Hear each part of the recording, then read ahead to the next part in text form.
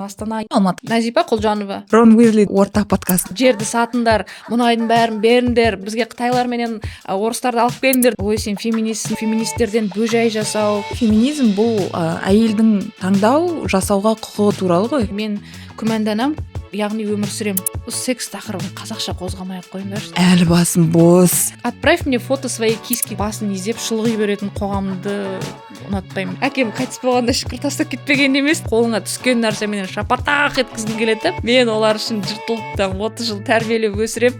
Ол мен психологтың алдында кешіреді екен. Алаш азаматтарын қараш, оларды ұрды, соқты, қинады. Отаннан, отбасынан, сүйіктісінен айырды. Олар шаршаған жоқ қой, олар ары қарай қимылдады ғой, ары қарай өлгенше істеді ғой сол нәрсені. Қыздар туралы, әйелдер туралы әйелдер жазу керек, айту керек. Біз үндемей отыра берсек, біз үшін жазыла береді.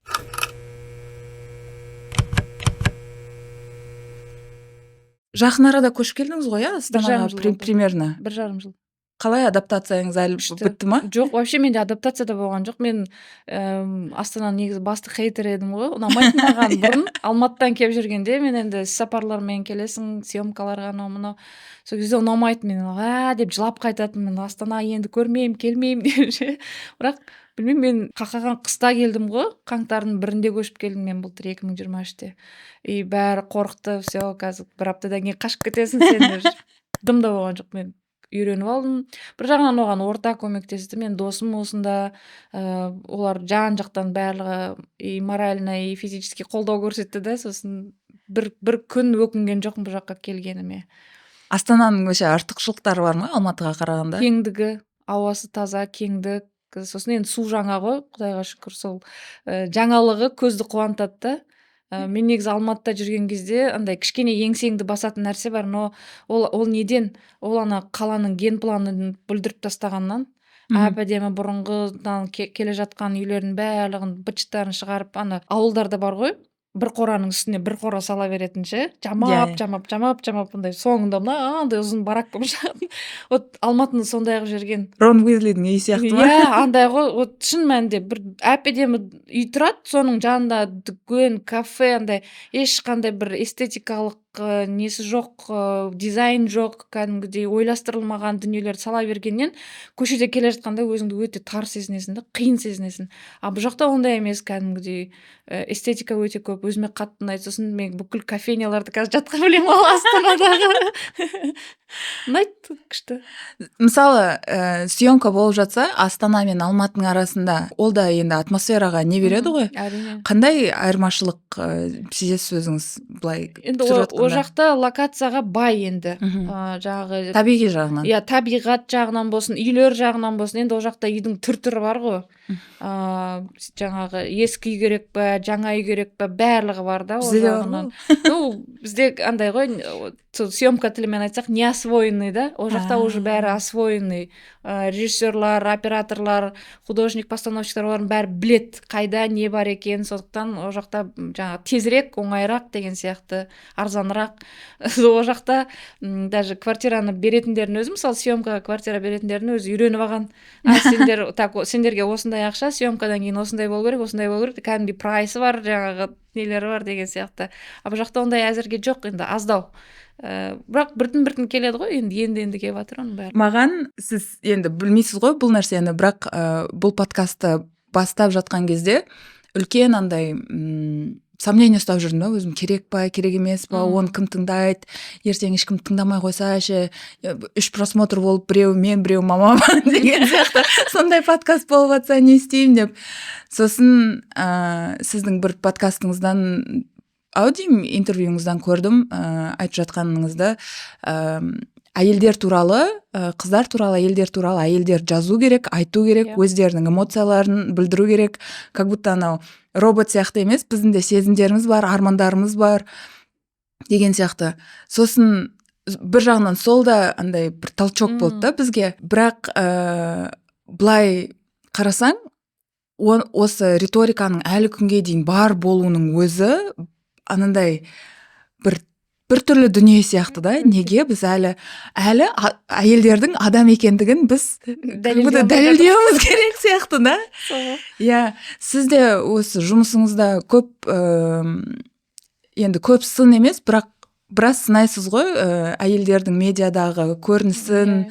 Сол кезде сізді қолдайтын адамдар көп па, әлде ол противостояние сияқты ма постоянно? Негізі андайда өсіп келе жатыр. Осыдан бір 5 жыл бұрын біз бұл мәселені 5 жыл ма? 5 жыл бұрын, жоқ, одан да ерте. 6-7 жыл бұрын осы мәселені айта бастаған кезде әйелдердің өзі түсінбейтін бізді. Не айтып жатыр, неге үйренген нәрсеміз емес па, неге оған сендер қарсы шығып жатсыңдар, сендер қазақ қоғамын құртып жатсыңдар деген нәрселерді айтатын да, түсінбейтін кәдімгідей бізді әйелдердің өздері. Соны 1-2-3 әйел ғана болатын жаңағыдай иә деп жаңағы, бірақ олар да дауыстарын шығарғысы келмейді. Андай болады иә сіз айтып отырғаныңыз дұрыс деп айтатын ше. Сондай болатын. Мен сені қолдаймын, бірақ публично емес. Вот сондай әйелдер көп болатын. Андай саясатта жүрген әйелдер, журналистикада жүрген әйелдер, сендер дұрыс айтып жатсыңдар, айта беріңдер, бірақ біз айтпаймыз. Мен сол кезде ренжитім, бірақ түсінемін оларды да. Көрдің бе, олардың жаңағы қызметтері бар, отбасылары бар, соларменен олардың арасында жаңағы текетірестен қорқады да. Түсінесің бір жағынан, пенде ретінде, адам ретінде, бірақ біз өзгерттік сол қоғамды. Сол айта әйтеуір тамшы тасқа жайт дейді ғой, солайынан қажап қазір жігіттердің өздерін сол нәрсеге үйретіп алдық. Кеше бір жігіт айтады, харассменттің тақырыбын көтергім келеді, бізде қыздарға өте жаман ғой, өте ыңғайсыз, мен жұмыста өзі IT компанияда жұмыс істейді екен да, жаңағы қыздарға жаман, жаңағы сексизм, харассмент деген бізде қатты деп түсініп жатырмын да. Ол жігіт жаңағы қазақ тілді ортадан шыққан, сол жігіттің өзі харассмент туралы айта бастаса, ол түсініп тұр. Ақырын адамдар түсіне бастады, бұл не екен, бұл әйел үшін үлкен проблема екенін түсіне бастады. Бұрын керісінше харассмент десең қойшы дейтін адамдар, ол не, ол жейтін зат па дейтін. Қазір түсінді адамдар, оның барлығын айту керек екен. Сондықтан кейде болады, сол осы менің айналамда жүрген қыздар шаршадық, хейттан шаршадық, жаңағыдай ой сен феминистсің деп андай бір кемсіту, мұқату мақсатында айтады бізге, сен феминистсің ғой деген сияқты ше. Бірақ қазір үйрендік сол нәрсеге, олар да үйренді, біз де үйрендік, айта берсең өзгертуге болады екен. Шаршамағаннан ойлаймыз. Енді кейде Әлия Әшім екеуміз сөйлесіп отқан кезде айтады да, кейде осындай нәрседен ой шаршадық дейміз, ана алаш азаматтарын қараш, оларды ұрды, соқты, қинады, отаннан, отбасынан, сүйіктісінен, барлығынан айырды. Олар шаршаған жоқ қой, олар ары қарай қимылдады ғой, ары қарай өлгенше істеді ғой сол нәрсені. Неге біз шаршаймыз, жай бір хейтқа шаршаймыз деген сияқты. Содан кейін ойлаймын, шаршауға болмайды, айта беру керек, және әйелдер көбірек айту керек. Әйелдер өз ойларын жеткізбесе, еркектер олар үшін шеше береді барлық жағдайда. Ол дұрыс болмай қалады, тепе-теңдік кетіп қалады ондай кезде. Көрпені өз жағына қарай тартып алады. Ол бір жағынан көрпе бір бөлек, бірақ тепе-теңдік жоқ жерде зорлық өрши түседі ғой. Ол зорлықтың мәдениетіне андай тамақ сияқты да. Әділетсіздік орнайды ондай кезде. Сіздің бағана айтып жатқаныңыз феминистерді андай бір дөрекі сөз не сияқты, жаман сөз сияқты қолданады да. Осы кеше дайындалып отырып, мен арнайы отырып бірінші рет өзімді заставить етіп орта подкастын көрдім да. Прям қарадым басынан аяғына дейін. Өйткені оның алдында мен тек қана үзінділерін көргем, 80% не в том месте, не в то время деген жерін. Енді қалай олардың айтып жатқандары мына жақта, менің айтып жатқаным мына жақта сияқты. Бірақ біз мына жақтағылар мен мына жақтағылар егер бір-бірімен диалог құрмаса, бірін-бірі түсінуге тырыспаса, онда ешқашан біз бір түсіністікке келмейміз ғой деп ойладым да. Өзімді отырғыздым. Бірақ түсіністікке келе алмайды. Бір жағынан, өйткені ол кісілер айтады, риторика жалпы мынандай, біздің елге жат идеология, мысалы феминистер дейді да. Вот сіз оларға не деп жауап берер едіңіз? Феминистік неге біздің біздің жаңа мәдениетімізге, менталитетімізге жат нәрсе емес? Егер жат жаңа мәдениет тарихына, жалпы елдің тарихына қарайтын болсақ, қандай дүниелерді біздің мәдениет қабылдап, қандай дүниелерді қабылдамағанын қарайтын болсақ, біздің дүниеде де көп жат нәрселер бар. Мысалы, кеше ғана тікелей эфирде біз салт дәстүрлер туралы сөйлеп жатырмыз да, айтады жаңа тұсаукесердегі анау ырым бар ғой, жаңағы алдына баланы кілт қою, ақша қою, бірдеңе деген. Ол қазақта ешқашан болмаған. Ол кәрістерден кірген нәрсе. Кәрістер бізге бір уақытта көшіп келді. келді, олардың салт дәстүрлерін біз көрдік, сосын біз солардан бір шоу элементтерін өзімізге алдық деген сияқты. Оның ешқандай жаңағы жаман несі жоқ, ол баланың жаңағы қызығын қызықтау, ата анасы соған бір үмітпен қарау деген сияқты. Кез келген біздің тарихымыздағы сөз болсын, жаңағы келіп жатқан салт дәстүр болсын, келіп жатқан бір ұғымдар болсын, егер ол адам құқығына қызмет ететін болса, оны жат емес деу, ол тек надандықтан ғана. Егер және феминизм ол ешқашан қазаққа жат болған нәрсе емес, оның феминизм деген атауы болмаған шығар, бірақ қазаққа деген, әйелге деген құрмет, матриархат жалпы қазақ қоғамында болған, әлі де бар ол.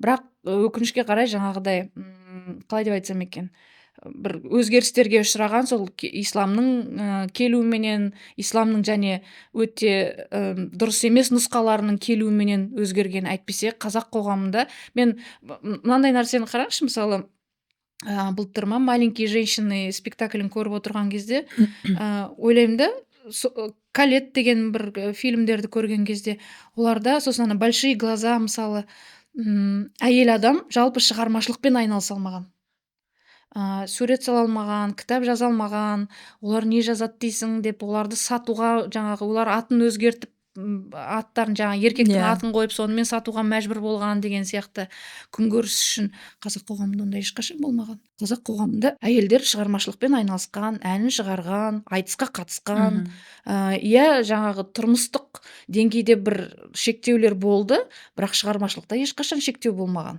Олар сал сері болып жаңағы ел аралап кетпеген шығар, үстеріне шапан киіп ап, домбырады үкі тағып ап деген сияқты. Бірақ оларды шығармашылықтан ешқашан ешкім жаңағы шегіндірмеген, тартындырмаған деген сияқты. Болды, жаңағы сауатсыздық болды, оны 19 ғасырда жаңағы шыққан, 20 ғасырдың басында шыққан газет журналдардан оқуға болады. Қазақ әйелдері қандай мәселені, қазір Әлия Әшім соны көтеріп жүр ғой, мысалы қазақ әйелдері сол кездегі қандай мәселелерді көтерді деген. Ең қызығы, олар сол қазір біз көтеріп жатқан мәселелерді сол 20 ғасырдың басында көтерген. Қазақ қыздары оқыңдар, қазақ қыздары білім алыңдар, ол бізге керек деп. Өйткені олар көрді, сол білімсіздік, надансыздық бізді отаршылдықтың құрбаны қылып жатқанын олар көрді. Сөйтіп, сондықтан ол жаңағы бұл бізге жат деу, адамдарды қорқыту, феминистерден бөжай жасау, феминистер тең болады, ол бас көз жоқ, көшеге жалаңаш атып шығу деген сияқты нәрселер. Егер тарихына үңілсе, мысалы айтады да, ойбай, феминистердің бәрі жаңағы көшеге шығып темекі тартыпты, олардың бәрі жаңағы қазақ әйелдерін бұзуға келеді деген. Феминистердің көшеге шығып темекі тартуын ойлап тапқан ер адам бірінші. Оны кәдімгі жарнама ретінде қолданған, ол жерде феминизмнің ешқандай қатысы жоқ, тағы да әйелді эксплуатацияға ұшыратты ол жерде. Сондықтан феминизмнің басты идеясын, адамның құқығы деген идеясын бөжайландырып көрсету, өтірік жаңағыдай болмайтын фактілерді, кез келген тарихи фактіні екі қырынан көрсетуге болады да. Олар сол именно жаңағы қазақты қорқытатын нәрсесін сендерді құртып жіберейін деп жатыр. Қазақ қорқады құрып кетуден, өйткені біздің тарихымызда қаншама рет сондай жағдай болды. Және олар ойлайды, ойбай, бізді құртайын деп жатыр деп. Ол енді реакция ғой, защита, қорғау. Сондықтан ойбай, бізді құртайын деп жатыр деп кез келген нәрседен қорқа береді. Бананға спиттің несін деген сияқты деңгейдегі мифтар ғой бұлардың барлығы. Әйтпесе бірде-бір феминист ешкімді ажырасуға үндемейді, ешкімді бала таппай қойыңдар, болды, еркектердің барлығын төмен санаңдар деп үндемейді. Керісінше өз құқыңды біл, өз басыңды өзің қорға, ешкім сені ұрып кетпесін, зорлап кетпесін, қинап тастамасын, өзіңнің шығармашылығыңды іске асыр, өзіңнің қалауларыңды іске асыр дейді, болды. Одан басқа не сұрап жатыр феминистер? Бірақ соны бөжайландырып көрсетеді да жаңағыдай. Ана бір сөз бар ғой, ажырасуға алып келетін феминизм емес, токсик маскюлинити және патриархат деген. Өйткені ол просто феминизм қыздардың көзін ашады, ондай болмау керектігіне. Көз ашық қыздардан қорқады барлығы. Көз ашық қыздарда талап жоғары. Сен ол талапқа жоғары талапқа сәйкес болғың келмейді. Значит, сен бәсекелес емессің. Яғни сен мынау әлемдік тарихта сенің орның нөл деген сөз. Бәсекеге қабілетсіз. Енді эволюцияның заңы сондай ғой. Сен мықты болсаң ғана сенің ұрпағың қалады. А сен айтасың, мен мықты болмаймын. Әйел, сен үндеме, мен мықты болуға маған айтпа, мен мықты болам ба болмаймын ба, мен өзім білемін деген сияқты. Сосын отырып алып еще будь, пожалуйста, послабее деген. Иә, Томным взглядом андай өлеңдерін оқима. өткенде бір келіншек айтады да, жаңағы қыздардың барлығы еркектердің алдына түсіп кетті. Мен айтам, алдына түсіп кеткен жоқ, алдында ешкім болмағасын, ол алдында тұр. Түсінесіз бе? Қарапайым алдында тұр, өйткені алдында ешкім жоқ, не жол көрсететін адам жоқ, не күш қайрат көрсетіп оны қорғайтын адам жоқ. Барлығы сол қайттан келеді, әйелге жаба бересіңдер. Өзің киін, өзің дұрыс сөйле, өзің дұрыс жүр дей бересіңдер. А неге біз ниеті жаман адамдарды тәртіпке салмаймыз? Неге біз өзінің қалауын іске асырғысы келетін әйелдерді қамап қойғымыз келеді? Елді құртқың келетін болса, онда әуелде оның әйелдерін құрту керек дейді. Құртылған ел жаңағы өзі жоқ болып кетеді, құртылады деген бағанағы сіздің айтып жатқан нен қорқыныштарды, жаңағы үрейлерді былай кәдімгідей манипуляция ғой, ана сөзбенен манипуляция жасайды да. Бірақ енді қара, мен онымен келсем, елді құртқың келсе, әйелді құрту керек. Құл тәрбиелегің келсе, әйелді құл қылу керек. Олардың айтып отқаны дұрыс. Бірақ олар басқа жағын айтады да. Жаңағы әйелдерді шешіндірсе, құрып кетеді барлығы дейді да, жаңағы әйелдерді құл қылса да құртып кетеді. Әйелдер сауатсыз, надан, ешқандай бір ақылдаса алмайтын, кеңесе алмайтын, сенің жаныңда саған ой қоса алмайтын болатын болса, сен құрып кетесің. Даже тұрмыстық тұрғыдан қарайтын болсақ, мысалы әйелің декретте отыратын болса, азынан кешке шейін бала шағамен ана кухнядан шықпай, жаңағы кірін жуады, үтіктейді, тамақ пісіреді, сен кешке келесің, ол саған атылады. Иә, ал егер әйелдің жаңағы бос уақыты болса, өзін өзі күтіп жүрген болса, өзінің бір интерестер, хоббилері бар болса, онда ол саған солар туралы айтып береді. Ол сенің аузыңа қарап отырмайды, былай сен не айтады екенсің, сен настроениең неге жоқ, неге менімен әңгімелеспейсің, маған неғып внимание бермейсің деген сияқты.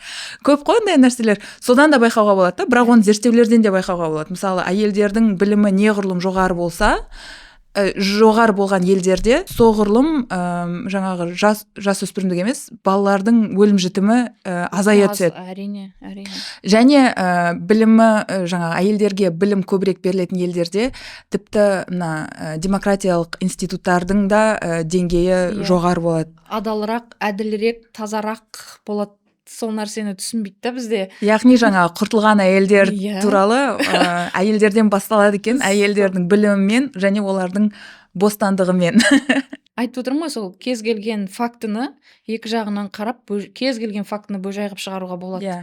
Бірақ ол үшін адамдар түсіну керек. Бұның айтып отырған фактісінде логика бар ма, жоқ па? Бұл неге маған осындай нәрсені айтып отыр деген, бұл қай мақсатта маған бұл нәрсені айтып отыр деген нәрсеге ойлану керек адамдар. Жұта бермейші. Мен ылғи оқырмандарға айтады, ой, анау айтыпты ғой, дұрыс шығар. Мен айтам, қайсы ана данышпан айтқан, мен күмәнданам, яғни өмір сүрем. Күмәнданам, яғни ойланам, яғни өмір сүрем. Күмәнданып үйрену керек бізге.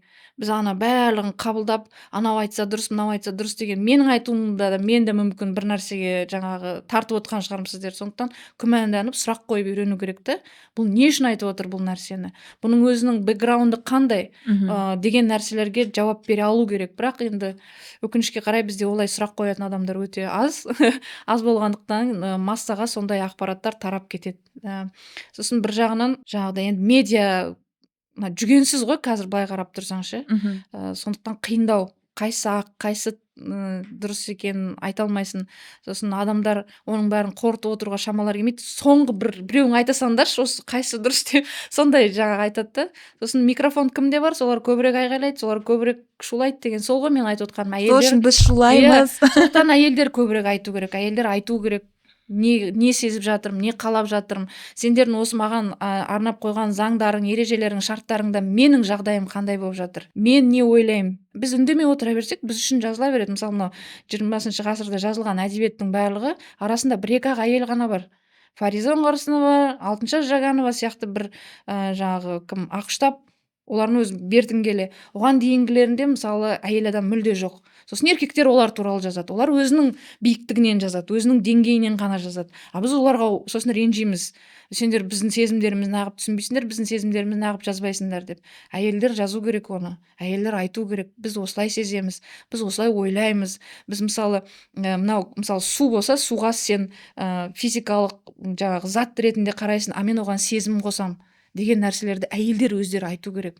Әйелдер айтпағанша еркектер өздерінің болжамын әйел осылай сезіп жатыр екен деп жаза береді ғой. Мен де мысалы еркек туралы сөйтіп жазсам, менің де шығармам сондай болып шығатын еді. Мен мысалы там Болат осылай ойлады деп, Болат сосын ренжиді маған, мен олай ойлаған жоқпын деп. Түсінесің бе? Сондықтан әйелдер көбірек айту керек ол туралы. Сосын сіздің Жайна туралы хикая бар ғой, телехикая. Соның ешкіммен қосылмай плюс болып қалып кететіні, ол плюстың кім болатыны болмайтыны мен былай қараған кезде, сосын мен ойладым, қалай ол бізге жаңағы непривычный нәрсе сияқты да. Хэппи энд қайда бір жағынан, бірақ екінші жағынан мен ойлаймын, мысалы мен 32-демін, мен әлі басым бос. Трагедия. Әлі деп айтасың ба? Бірақ қатты резонировать етеді да біздермен, мысалы, өйткені менің айналамда подкаст сайын айтамын осыны, мен айналамда күшті қыздар, білімді, карьерасы көтеріліп жатқан, жаңағы өзіне айфон десең айфон, шуба десең шуба, тон десең ата-анасына квартира деген сияқты, жаңағы, бірақ адам ретінде де өте күшті қыздар өте көп та, және соларға сай келетін жігіттер азырақ сияқты. Олар бар, әрине жігіттер жаман емес, күшті, жақсы біздің жігіттер. Бірақ оларды табайын десең таба алмайсың. Бір галереяға шықсаң өңкей қыздар, TEDx'қа барсаң өңкей қыздар. Неге сіз солай шештіңіз, солай қалдыруды ол Жайнаны? Все-таки бірақ бір жағынан мен де түсініп отырмын да, ол әйелдің жалғыз ғана бақыты сода емес сияқты. Бірақ сіздің қандай барлығы сол хэппи-эндті күтеді да. Сосын мен андай нәрседен қорықтым. Біз алғашқы 2 сериясын шығардық пилот ретінде.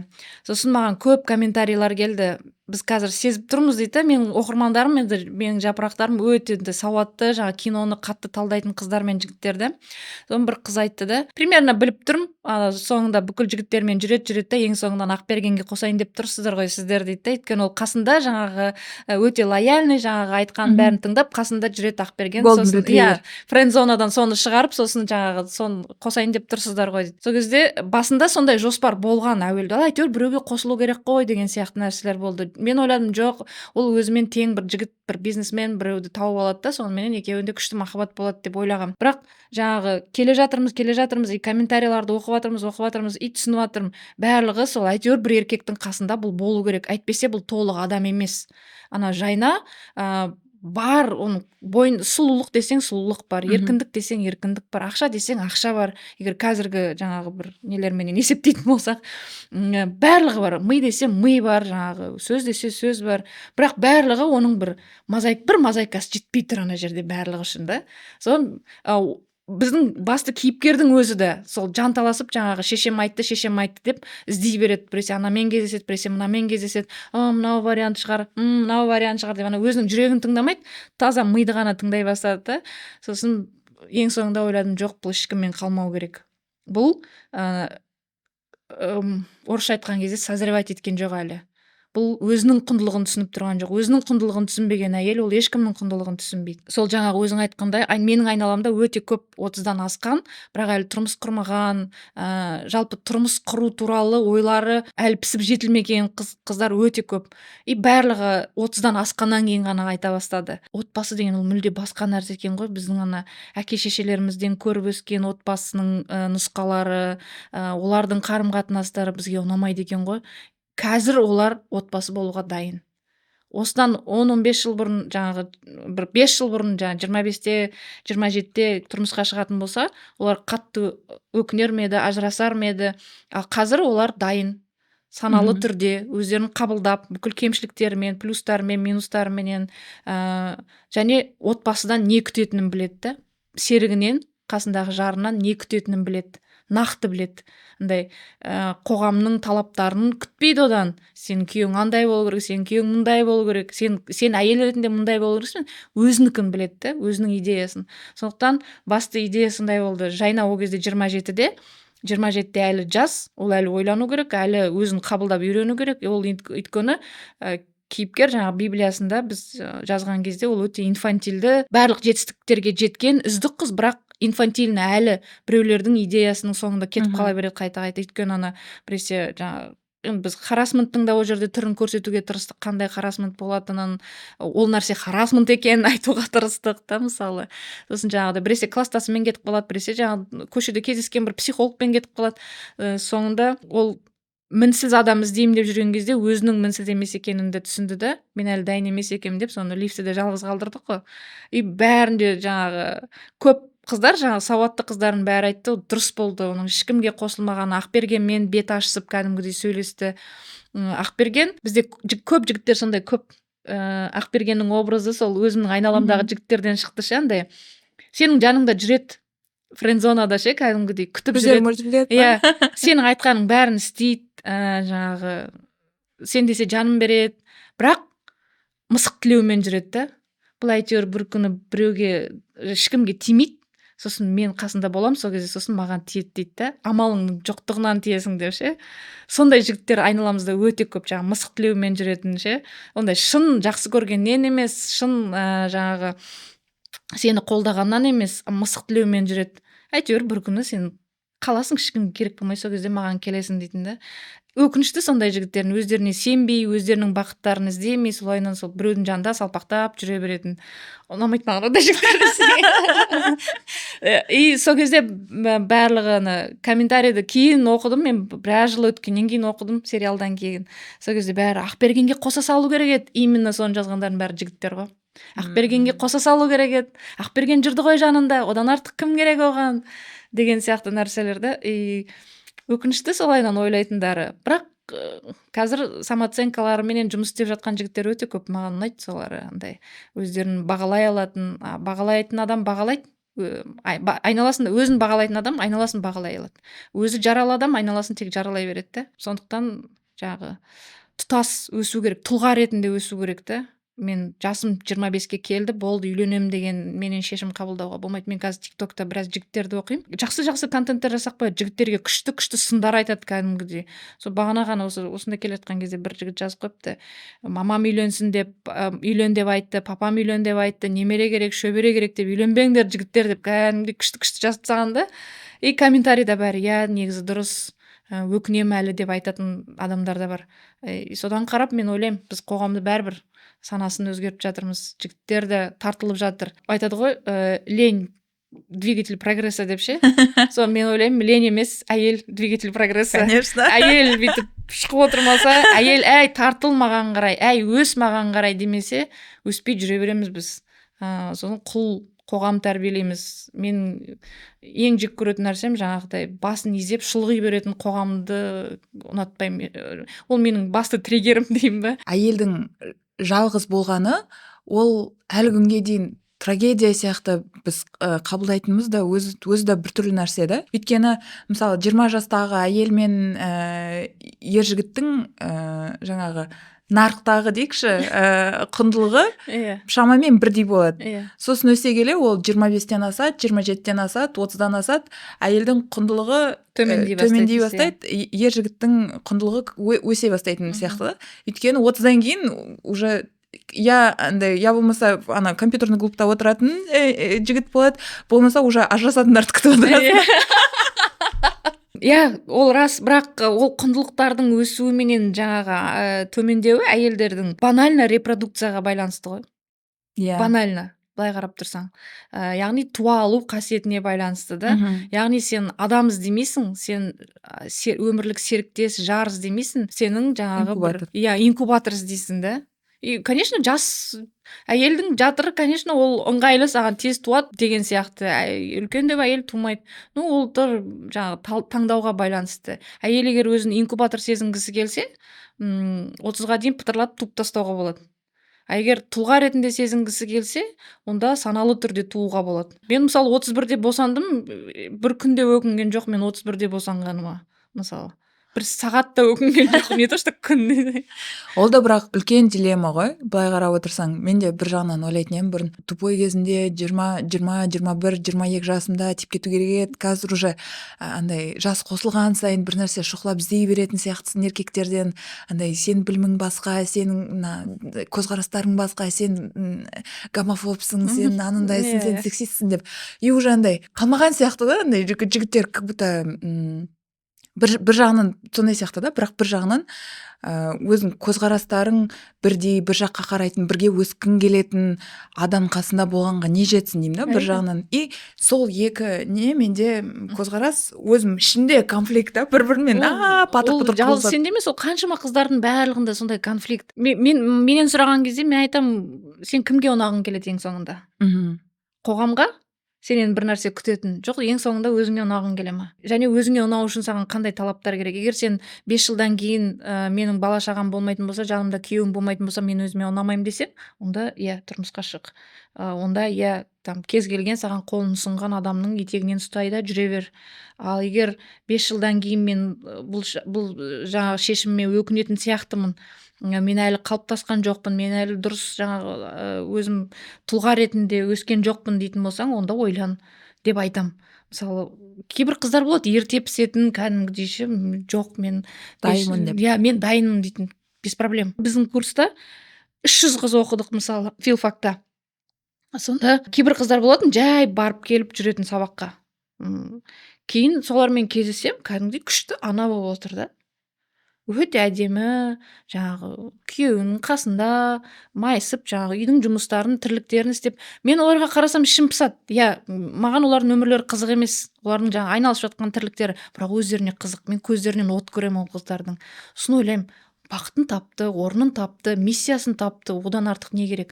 Сондықтан жаңағы жаспен өлшеу, дипломмен өлшеу деген емес, көзіндегі отпен өлшеу керек адамның деп ойлаймын өзім. Енді қыз балалар түсіну керек сол нәрсені, сенің қалауың бар екенін. Бізде феминисттарда бір үлкен қателік бар, өзім айтып жүрген, оны біз құрметтеп үйренуіміз керек. Адам, мысалы, өткенде есіңде ме, балерина бар ғой, фермада жұмыс істейтін, Мармонт отбасынан шыққан. Соның отбасын жерден алып жерге салды, мысалы. Феминистік көзқараспенен жаңағы, ол бақытсыз, ананы құтқару керек деген сияқты ұрандарға дейін кетіп қалды да, мысалы. Бірақ ол оның таңдауы. Ол 21 ғасырда еркін уақытта өмір сүріп жатыр. Яғни оның мүмкіндігі болды, бірақ ол өзі сол тірлікті таңдап отыр. Сол жарнама жасау керек екен, сол ферманың жаңағыдай лицосы болу керек екен, өзі таңдап отыр.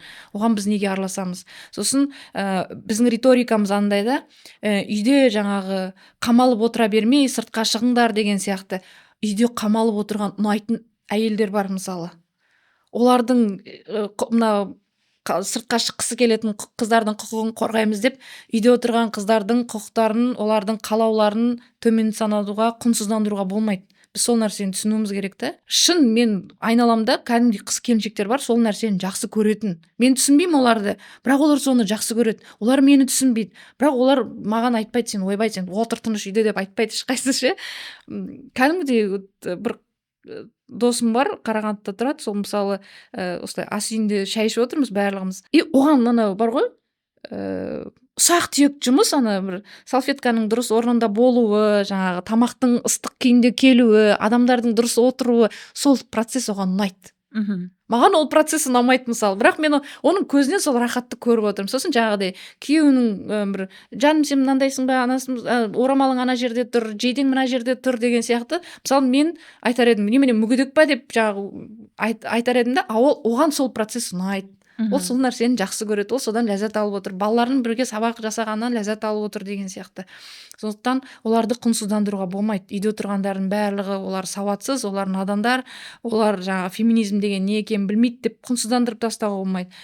Бірақ олар да біздің жаңағы қалауларымызды, біздің сыртқа шыққымыз келетін, шығармашылықпен айналысқымыз келетін, ойымызға келген нәрсені жаңағы іске асырғымыз келетінін олар да құнсыздандырмау керек. Сол кезде ғана біз әйел құқығын қорғай аламыз да, сол кезден ғана барып әдемі жаңағы қоғам құруға болады. Ал біз жаңағыдай бір-бірімізді кемсітумен айналысып жатырмыз әлі күнге дейін, негізі банально. Ол мизогиния деген әрқашан бар сияқты да, тіпті мына феминистік нелердің өзінде де ішінара. Өйткені жеме-жемге келгенде феминизм бұл әйелдің таңдау жасауға құқығы туралы ғой. Мен үйде отырып тамақ пісіргім келетін болса, онда менің оған деген құқығым болу керек. Барып шетелге барып оқығым келсе, диплом алғым келсе, бір саясатта жұмыс істегім келсе, онда оған да құқығым болу керек дегеннен туған қарапайым таңдау құқығы ғой, ол адамның таңдау құқығы ол еркектің де әйелдің де емес, просто адамның таңдау құқығы деген нәрсеге түсінуіміз керек. Біз соны ойбай әйелдердің бәрі қазір ел басқарып кетіп бәрімізді құртайын деп жатыр деп андай да бір бөжай қалады да, бір біз бір күнде барлығын төңкеріп жіберіп ше, бүкіл президентті парламентті бәрін төңкеріп жіберіп өзіміз президент болып, сосын аяқ астынан жерді сатыңдар, мұнайдың бәрін беріңдер, бәріміз все ел болмаймыз, құримыз, кетіңдер, бізге қытайлар менен орыстарды алып келіңдер деп айтатын сияқты қылып көрсетеді да бізді жанымыз ашиды ұлтымызға, бізді қоғамымыздың өскенін, гүлденгенін, емін еркін болғанын, мәдениетіміздің кең таралғанын бізде қалаймыз. Сол нәрсені түсіндіре алмаймыз адамдарға. Содан бізді бөжай қылып көрсетеді. Осындай кезде мен ылғи есіме аламын, жаңағы коронавирустық пандемия кезінде тек қана әйел басқарып отырған елдер сол пандемиядан аман есен шыққан. Ал ер кісілер басқарып отырған анау Италия, Америка құрама штаттары, Бразилия сияқты адамға деген қамқорлық жоқ та. Сосын айтады ғой, осы жақында мынау әскерге барып жатқан жігіттердің өлім жітімі көбейіп кетті ғой қайта-қайта.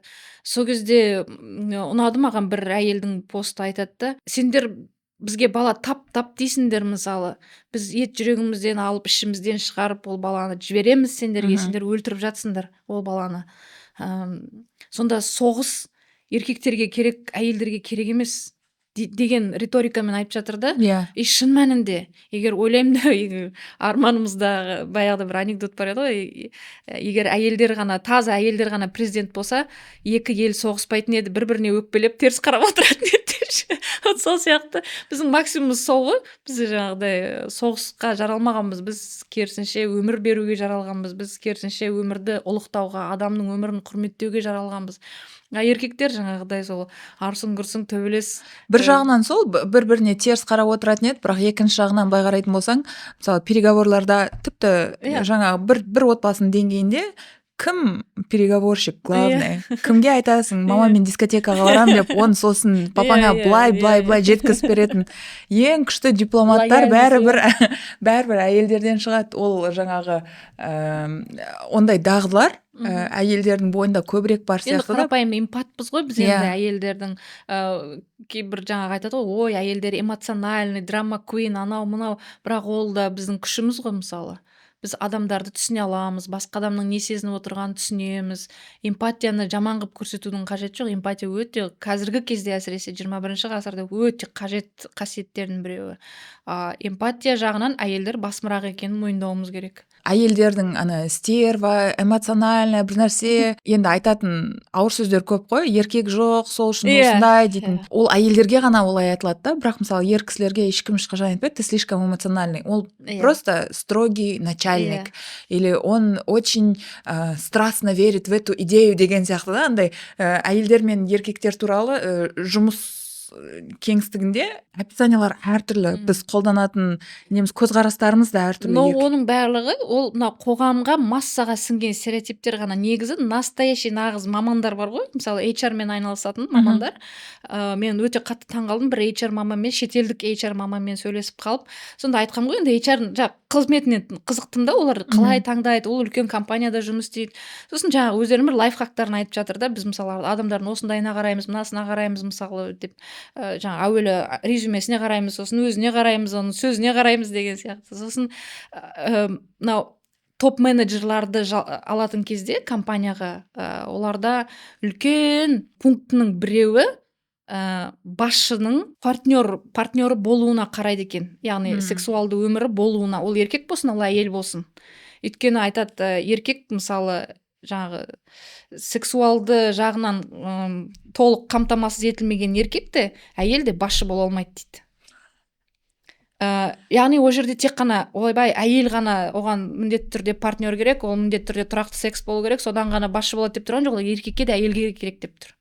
И олар айтады, оны біз әрине жариялай бермейміз дейді, бірақ біздің үлкен жаңағы плюстарымыздың біреуі, егер ол тұрақты сексуалдық партнері бар адам болатын болса, оның жауапкершілігі жоғары, оның эмоционалды тұрақты, ол жаңағы қалай деп айтсам екен, тылы бар оның, деген сияқты нәрселерге қараймыз дейді. Олар еркек әйел деп бөлмейді мысалы. Олар оған топ менеджер ретінде қарайды. Ол бізде мына қоғамда ой әйелдің анауысы болмаса ол бітті, сәл шаңқылдап шыға келетін болса, сәл ұрсып жаңағы еще андай нәрсе ғой өзім енді жаңағы киноға бір сындар айтамын ғой, мақалаларға жаңағы жайдарманға, сосын бір жігіт қоймайды бір сериал шығарды да, сосын қоймады өзі, көрді сын айтшы деп, сосын кейін айтып отырмын ғой енді ана жері дұрыс емес, мына жерімнен болмай қалыпты десе, сен өзің ажырасқансың ғой, сосын ондайды білмейсің дейді да. Мен айтамын да, менің кәсіби пікірімменен менің ажырасуымның қарым-қатынасы қанша. Егер менің орнымда оған ажырасқан еркек келіп сол әңгімені айтатын болса, ол жігіт өйтіп айтпайтын еді мысалы, оның ажырасқаны туралы айтпайтын еді ол. Тіпті ол проблема болмайтын еді ол үшін. Көрдің бе? Ол біздің қоғамда сондай жаңағы бір санасы енді таяздау адамдарда сондай пікірлер болады. Ал нағыз білімнің иелерінде ондай нәрсе жоқ. Олар кәдімгідей адам ретінде қарайды, әйел болсын, еркек болсын деген сияқты. Сондықтан бірақ мына нәрсені түсінуіміз керек. Партнер әйелге де еркекке де маңызды. Тек қана әйелге маңызды, әйелде міндетті түрде тыл болу керек, әйелде міндетті түрде жаңағы ол екінші жартысы болмаса, ол жоқ деген нәрсе емес. Үйлену, тұрмыс құру жөнінде өте үлкен өтірік сияқты да. Бізге айтылған қыздарға тұрмыс құрып болғаннан кейін ғана сен бақытты боласың, ал ер адамдарға тұрмыс құрмасаң сен бақытты боласың деген сияқты. Бірақ на самом деле наоборот, потому что мужчины, которые в браке, они живут дольше, женщины, которые в браке, живут меньше. Да, у них продолжительность жизни меньше у этих женщин. И потом я никогда не слышала ни от кого, вот мен күйеуге тидім, и менің өмірім күшті болып кетті дегенше. Ал еркектерден көресің, мысалы, мынандай болып жүресің бір кезде үйленіп болғаннан кейін саған не болған деп. Негізі біздің қоғамда қазір сол нәрсені қазір өзім қатты ойланып жүрген нәрсе, жаңағы әйелдердің бір-біріне көмектесуі деген нәрсені біз медиада көбірек айтуымыз керек. Осы уақытқа дейінгі біздің сериалдарда әйелдер бір-біріне тек қана көңілдес, ашына, жаңағы отбасын бұзатын, шәңкілдеп қалған, жаңағыдай стерва, сондай қылып қана көрсетіп жатыр да. Көрсетіп келді. Қазір кішкене басқаша болып жатыр. Мысалы, Назар Аудардың фильмі шықты ғой, осы кейінгісі үй алам деген. Сонда олар режиссердің задумкасы бойынша олар жаңағы әйелдерді сондай бір бұзушы қылып көрсеткісі келді. Бірақ олар қатты просчет жасады ол жерде ше. Мысалы, сауатты, көз ашық көрермен, әйел не істеді бұл жерде? Әйел ештеңе бүлдірген жоқ. Әйел отбасының жақсаруы үшін ізденді. Еркек ізденген жоқ. Әйел ізденді. Сосын әйелі ажырасам деген кезде оның құрбылары кеп оны қолдады. Еркектің достары керісінше оны кеп табалап кетті мысалы бәрі. Оған ешқандай қолдау көрсете алған жоқ. Олар сол жерде бір андай басқаша эффект күтті да, бірақ ол эффект басқаша болып қалды. Сол кезде Роза ойнады ғой, Роза коуч Әшірбаева. Сол кезде мен айтамын да, негатив қылып көрсеткісі келгенменен біз ол жерде бәрібір әйелдердің бір-бірін қолдауы өте қатты маңызды екенін көрдік мысалы. Ол жаңағы ажырасып жалғыз өзі қалған кезде барлығы келді, қолдады, демеді. Бізде өкінішке қарай мынау патриархаттың кезінде, енді мизогинияның өршіген сәтінде әйелдердің өзі ажырасқан әйелді бір жау көрді ғой кәдімгідей. Болды, сен қоғамнан алапес ауру сияқты аластатылуың керексің деген сияқты.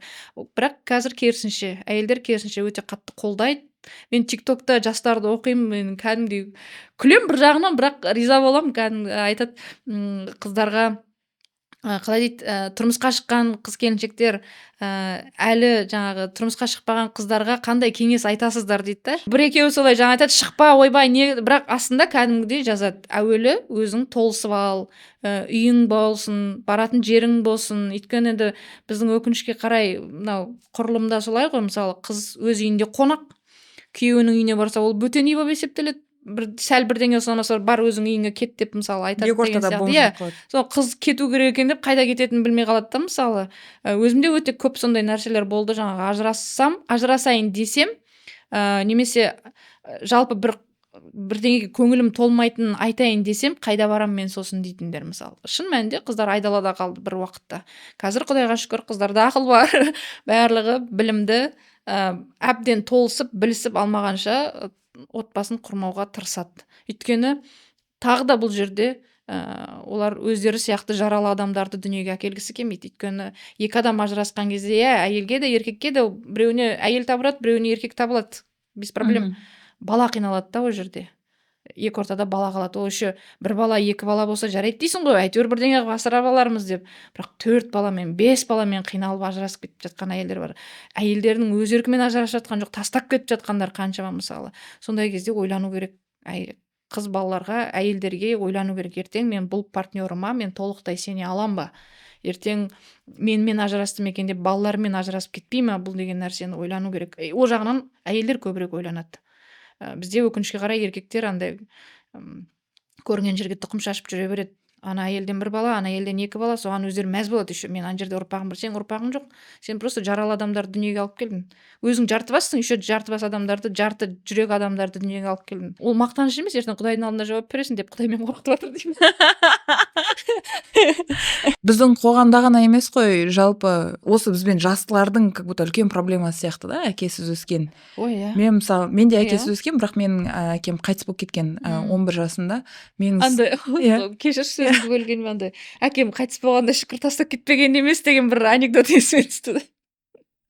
Вот реально до того мы дошли, что өліп қалғанына қуанасың да, ол сен тастап кеткеннен гөрі лучше өліп қалғаны деп. Өте қара юмор екен. Өте қара юмор шын мәнінде. Шынымен әкесіз өскен қыздардың өзінің жаңа құндылығын сезінуі, жалпы сол еркектермен қарым-қатынасы өте қиын ғой. Соған ер кісілердің жаңа қазір өзгеріп жатқандарын байқайсыз ба? Балалармен қарым-қатынаста бір өзіне кішкене жауапкершілік алып деген сияқты. Мен модельдік мектебім бар ғой. Соған кішкентай қыздар келеді бізге. 4-5 жастағы қыздар, 10-15 жастағы қыздар келеді. Сонда кішкентай қыздарды кейде әкелер алып келеді. И анау білмеймін енді, мен үміттенемін, ол енді біздің көзімізге жаңағыдай пыль в глаза емес, шын мәнінде, бірақ енді балалардан көрініп тұр ғой, ол ыңғай солай екенін. Балалар кәдімгідей сенеді әкелеріне, жаңағыдай киімдерін кигізіп, аяқ киімдерін бәрін байлап беріп, жаным құлыным сен біздің ханшайымсың. Біз Шыңғыс деген бір жігіт болған деп қоймын, бар ғой, соның қызы бізге келіп жүрді. Сол кезде оның енді ана қызына деген махаббаты енді бөлек. Ана біздің қыз келіншектердің барлығы қалай жақсы көреді қызын деп кәдімгідей таң қалады да. Сосын қазір енді күшті тенденция негізі сол тағы да сол біздің айтуымыздың арқасында ғой бұның барлығы, көрдің бе? Әйелдер айтты, еркектер соны істеп жатыр десең. Ана парктерге барасың ғой, отбасымен қыдыратындар өте көп қазір. Кәдімгідей әкесі балаларын жетектеп алып, жаңағы анаға мінесің бе, мынаға мінесің бе, бүйт сөйт деп. Енді қалай деп айтсам екен, әлі жетіле қоймағандары да бар. Өткенде сол баламды неге апарсам, жаңағы скалодромды жақсы көреді да. Сосын менің қызым ол енді үйреніп қалған, оған жаңағы тез бүйтіп өрмелеп кетіп бара жатыр да, бір ұл қорқақтап тұр. Оны әкесі ана, смотри, как девочка уже понялась, почему ты не понимаешь деп анаған айғайлап жатыр да, жұрттың көзінше. Ол психологиядағы ең жаңағы балаға бірінші кезекте жұрттың көзінше ұрсуға болмайды. Екінші кезекте біреумен салыстыруға болмайды. Әсіресе жаңағыдай қыз баламен бүкіл балалық шағымыз ғой. Сол ғой. Соны білмейтін еркек екені көрініп тұр да, но хотя бы оның әуелі сол баланы алып келгенінің өзіне шүкір дейсің да қазір. Бірақ енді біртін-бірте ол да үйренер мүмкін. Оған айтар әйелі болсын, там айналадан мысалы біздің сияқты подкасттарды біреуін көріп, ол да түсінер өзінің қателігін. Олай салыстыруға болмайды. Ол балаға больше травма әкелетінін ол түсінетін шығар деп үміттенемін енді. Сондықтан өзгеріс бар. Соның барлығы сол әйелдердің қолына микрофон тиюінен. Жаңағы подкасттар, журналистердің барлығының айта бастауынан, блогердің блогинг әлемінде әйелдердің құқығы айтыла бастауынан, психологияның айтыла бастауынан қазір жігіттерде сауатын аша бастады. Әке ретінде, қателескендері бар. Менде мынандай бір жағдай болды, бір кісі үлкен ер адам жазды да, осылай жаңағы кішкентай қызым дейді, өзі 40-қа келгенде жаңағы соңғы патронымыз қылып туғанбыз. Мен қазір 60-тамын, қызым уже 20-да, жаңағыдай осындай не істейді. Менен кеңес сұрап отыр да, мен онымен қалай сөйлесе боламын деп. 60-тағы еркек. Ойлаңыз, біз уже не то что жас буынға, біз 60-тағы еркектердің миына бір дән сеуіп тастадық та. И мен таң қалдым, мен біріншіден ана қыз үшін қуандым. Сенің қамыңды ойлап тұрған әкең бар. Сен үшін өзгергісі кеп тұрған әкең бар. 60-тағы еркектің өзгеру өте қиын. ол 20-дағы еркекті жаңа өзгерте алмай жүрген кезде 60-дағы еркектің қызына деген махаббатын үшін өзін өзгерткісі келіп айдаладағы менен ақыл кеңес сұрап отырғаны өзі қуантады уже. Яғни ол қыз өте бақытты қыз деп ойлаймын да. Мысалы сен үшін әкең солайдан тұрып беретін болса, енді жаңағы сөзге келетін болсақ, барлығы айтады да, жаңағы вот әкесіз өскен қыздар бақытсыз, анау мынау дейсіздер дейді. Олар бақытсыз емес. Олар да адам, бірақ олардың жаңағы тұлға ретінде өсуі сәл ұзақтау болады, сәл күрделілеу болады, сәл қиындау болады. Еркелеп өскен, әкесінің махаббатына бөленіп өскен қызбенен бөленбей өскен, өзіне сеніп өскен қыздың сәл тағдыр жолында кедергілер сәл көбірек болады. Сондықтан мойымау керек, жасымау керек. Өкінішке қарай, 90-шы жылдарда, 80-ші жылдарда менің қатарластарымның көбісі әкесіз өскен. Көбісі. Еркегі болсын, ұлы болсын, қызы болсын. Өйткені қиын жағдай болды, әкелерінің бәрі отбасыларынан кетіп қалды. Соны айтудың арқасында тағы да біз бір травманы жеңдік. Осы жақында бір өзімнің оқырманым шай ішіп отырмыз, айтады, мен білесіз бе, сіздің подкастты көргеннен кейін ойландым дейді. Оған дейін мен өзімнің әке-шешемнің ажырасып кеткен үшін өзімді кінәлі сезінетінмін. Өзім қатты ұялатынмын, біреуге айтуға, ол туралы жалпы ой қозғауға, сөз қозғауға ұялатынмын. Біреу айтып жатса жоқ деп тыңдамайтынмын. Бірақ сіздің подкасттан кейін түсіндім, ол екі үлкен адамның шешімі, оған менің ешқандай кінәм да жоқ, қатысым да жоқ. Олардың өмірлері. Ол менің өміріме олардың ажырасуы әсер етпеу керек деп ойландым деген кезде дегенсің ғой. Әйтеуір жасап жатқан, айтып жатқан еңбегіміз зая кетіп жатқан жоқ. Мысалы, балалар түсіну керек. Әке-шеше ажырасып жатқанда сендер кінәлі емессіңдер. Ол екі дені сау, ойы сау, үлкен екі адамның шешімі. Оған сенің ешқандай қатысың жоқ. Сіз бірдеңе қылып дайындадыңыз ба қызыңызды ажырасар алдында? Сөйлесіп, оған айтып? Жоқ, өйткені аяқ астынан болды барлығы. 9 жыл мен тұрмыста болдым. Сол айтады ғой, жаңағы әйелдердің барлығы ойбай аяқ астынан ажырасып кетіп жатыр деп ше. Қазір сөйтіп айтады ғой, мен айтамын, әйел оған бір күнде келмейді, ешқашан. Бір жылда да келмейді оған. Аяқ астынан ешкім шешім қабылдамайды. Ешкім тұрмысқа мен ажырасайыншы деп шықпайды. Ұзақ сен сақтап қалғың келеді, сен ол үшін күресесің, жанталасасың, өзіңді тәрбиелегің келеді, өзіңді бұзғың келеді. Жаңағы әуелі бірінші әйел өзінен бастайды. Мен осы бірдеңе дұрыс емес, осы мен кінәлімін, мен ананы дұрыс істемей жатырмын деп. Сөйтіп мен ұзақ жүрдім жаңағыдай. Мен дұрыс емеспін бе, мен дұрыс емеспін бе. Сосын ойланамын, логикама саламын, мен түсінемін. Менен емес жалғыз мәселе. Отбасы деген екі адамның одағы ол. Екі жақта бірдей күресу керек ол үшін. Бірақ күрескісі келмей ме? Мен один поле не воин. Мен ол жерде күресе алмаймын жалғыз. Сөйтіп аяқ астынан жаңағыдай шешілді біздің ажырасатынымыз. Балам ол кезде ауылда болған, ата-әжесінің қолында болған. Бір айға демалысқа кеткен. Сөйтіп мен балама звондағанда, WhatsApp-пен сөйлескен кезде айттым, балам, сен келесің үйге, бірақ папа болмайды дейді. Ол неге де, ол түсінбей қалды басында. Неге бір жаққа кетіп бара жатыр ма деп. Сосын мен айттым, жоқ, осылай деп. Сосын мен ауылға алып кетуге барған кезде ол сұрады, неге ол кетіп қалды деп. Сосын мен айттым, біз просто бір-бірімізді жақсы көрмейміз ары қарай осылай болғанын қаламаймыз. Болды. Балам түсінген сияқты болды, бірақ алғашқы 2 ай ма 3 ай қатты нетті, папа жоқ, папа енді бір үйдегі бір ритуалдар болады ғой, енді сол ритуалдардың қайталанбай қалатынына ол кішкене ауырлау қабылдады. Бірақ қазір нормально. Сосын бір рет андай қызық жағдай болды. Сол енді екеуміз сөйлесеміз жаңағы түнде жатып. Сосын бір күні шешеміз звондады. WhatsApp-пен сөйлесіп жатыр. Күйеуің қайда анау деп жаңағы айтып жатыр да, ол ренжіп жүрді, шешем де ұзақ уақыт ренжіп жүрді ажырасқанға. Сосын айтады, сөйлеспейсің бе? Неге онымен сөйлеспейсің деп маған не айтады. Сосын қызым қасымда отырған ғой, айтады, апа, мама не любит папу дейді. Ана жерде мен мамам да үндемей қалды да, мен де уақыға күліп жатырмын. Айтамын, кішкентай балалар больше түсінеді да ол нәрсенің барлығын. Мені сөгет жаңағыдай, балаңның қамын неге ойламадың, балаң әке үшін неге шыдамадың, анау мынау деген сияқты нәрселер айтады.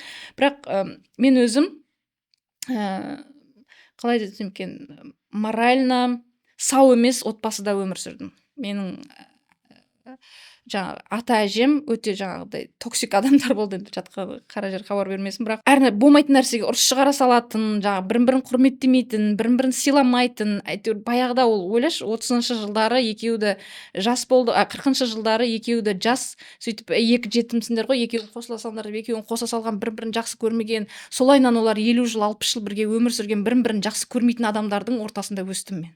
Былай қарап тұрсаң, ата әженің қолында. И менде басты нәрсе, мен ертең өскенде менің бала шағам болатын болса, ол махаббатқа толы ортада өседі деген мақсат болды. Ал менің күйеуіммен енді барлығы біледі ғой, оны алып қашып біз үйлендік, мен өз еркімнен тыс қосылдым адамға. Ешқандай ол жерде махаббат болған жоқ. Сол ортада менің балам махаббатсыз отбасы болуға болады деген ойменен өспегенін қаладым.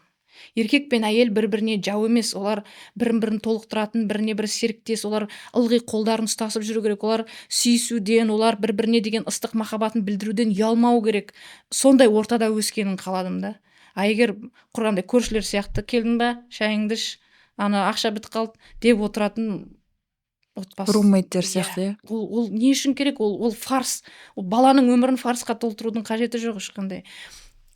Қазір қандай нәтиже шығатынын білмеймін, мен қазір болжап айта алмаймын. Мүмкін болашақта менің балам да психологтың алдында отыратын шығарды, менің мамам кезінде деп же. Бірақ кешіріп отырамыз осынсызды. Иә, сол ғой. Қазір TikTokта күшті ғой. Мен олар үшін жыртылып 30 жыл тәрбиелеп өсірем, ол мен психологтың алдында кешіреді екен. Сол сияқты. Бірақ оның бәрін қабылдаймын.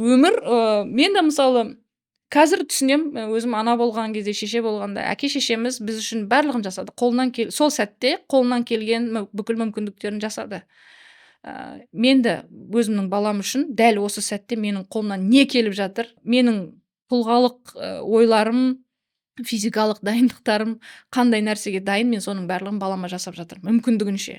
Барынша махаббаттан шектемей, эмоциядан шектемей, жаңағы еркіндіктен шектемей барынша өсіріп жатырмын.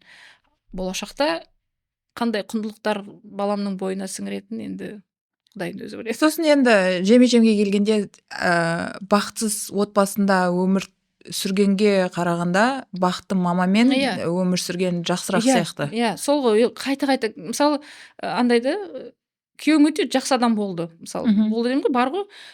Андайды ол әке ретінде жақсы адам. Сондықтан онымен ырылдасып, ертең балама сен әкең деп отырғанша, екеуміз екі бөлек тұрып, бірақ бір-бірімізге жақсы қарым-қатынаста болатын болсақ, балама сол көбірек үлгі болады деп ойлаймын. Салқын отбасыларда өскен балалар ертең көбірек қиналады. Қиналмайды деп айтпаймын, бірақ өте қатты қиын болады оларға, эмоционалды токсичный отбасыда өскен балаларға.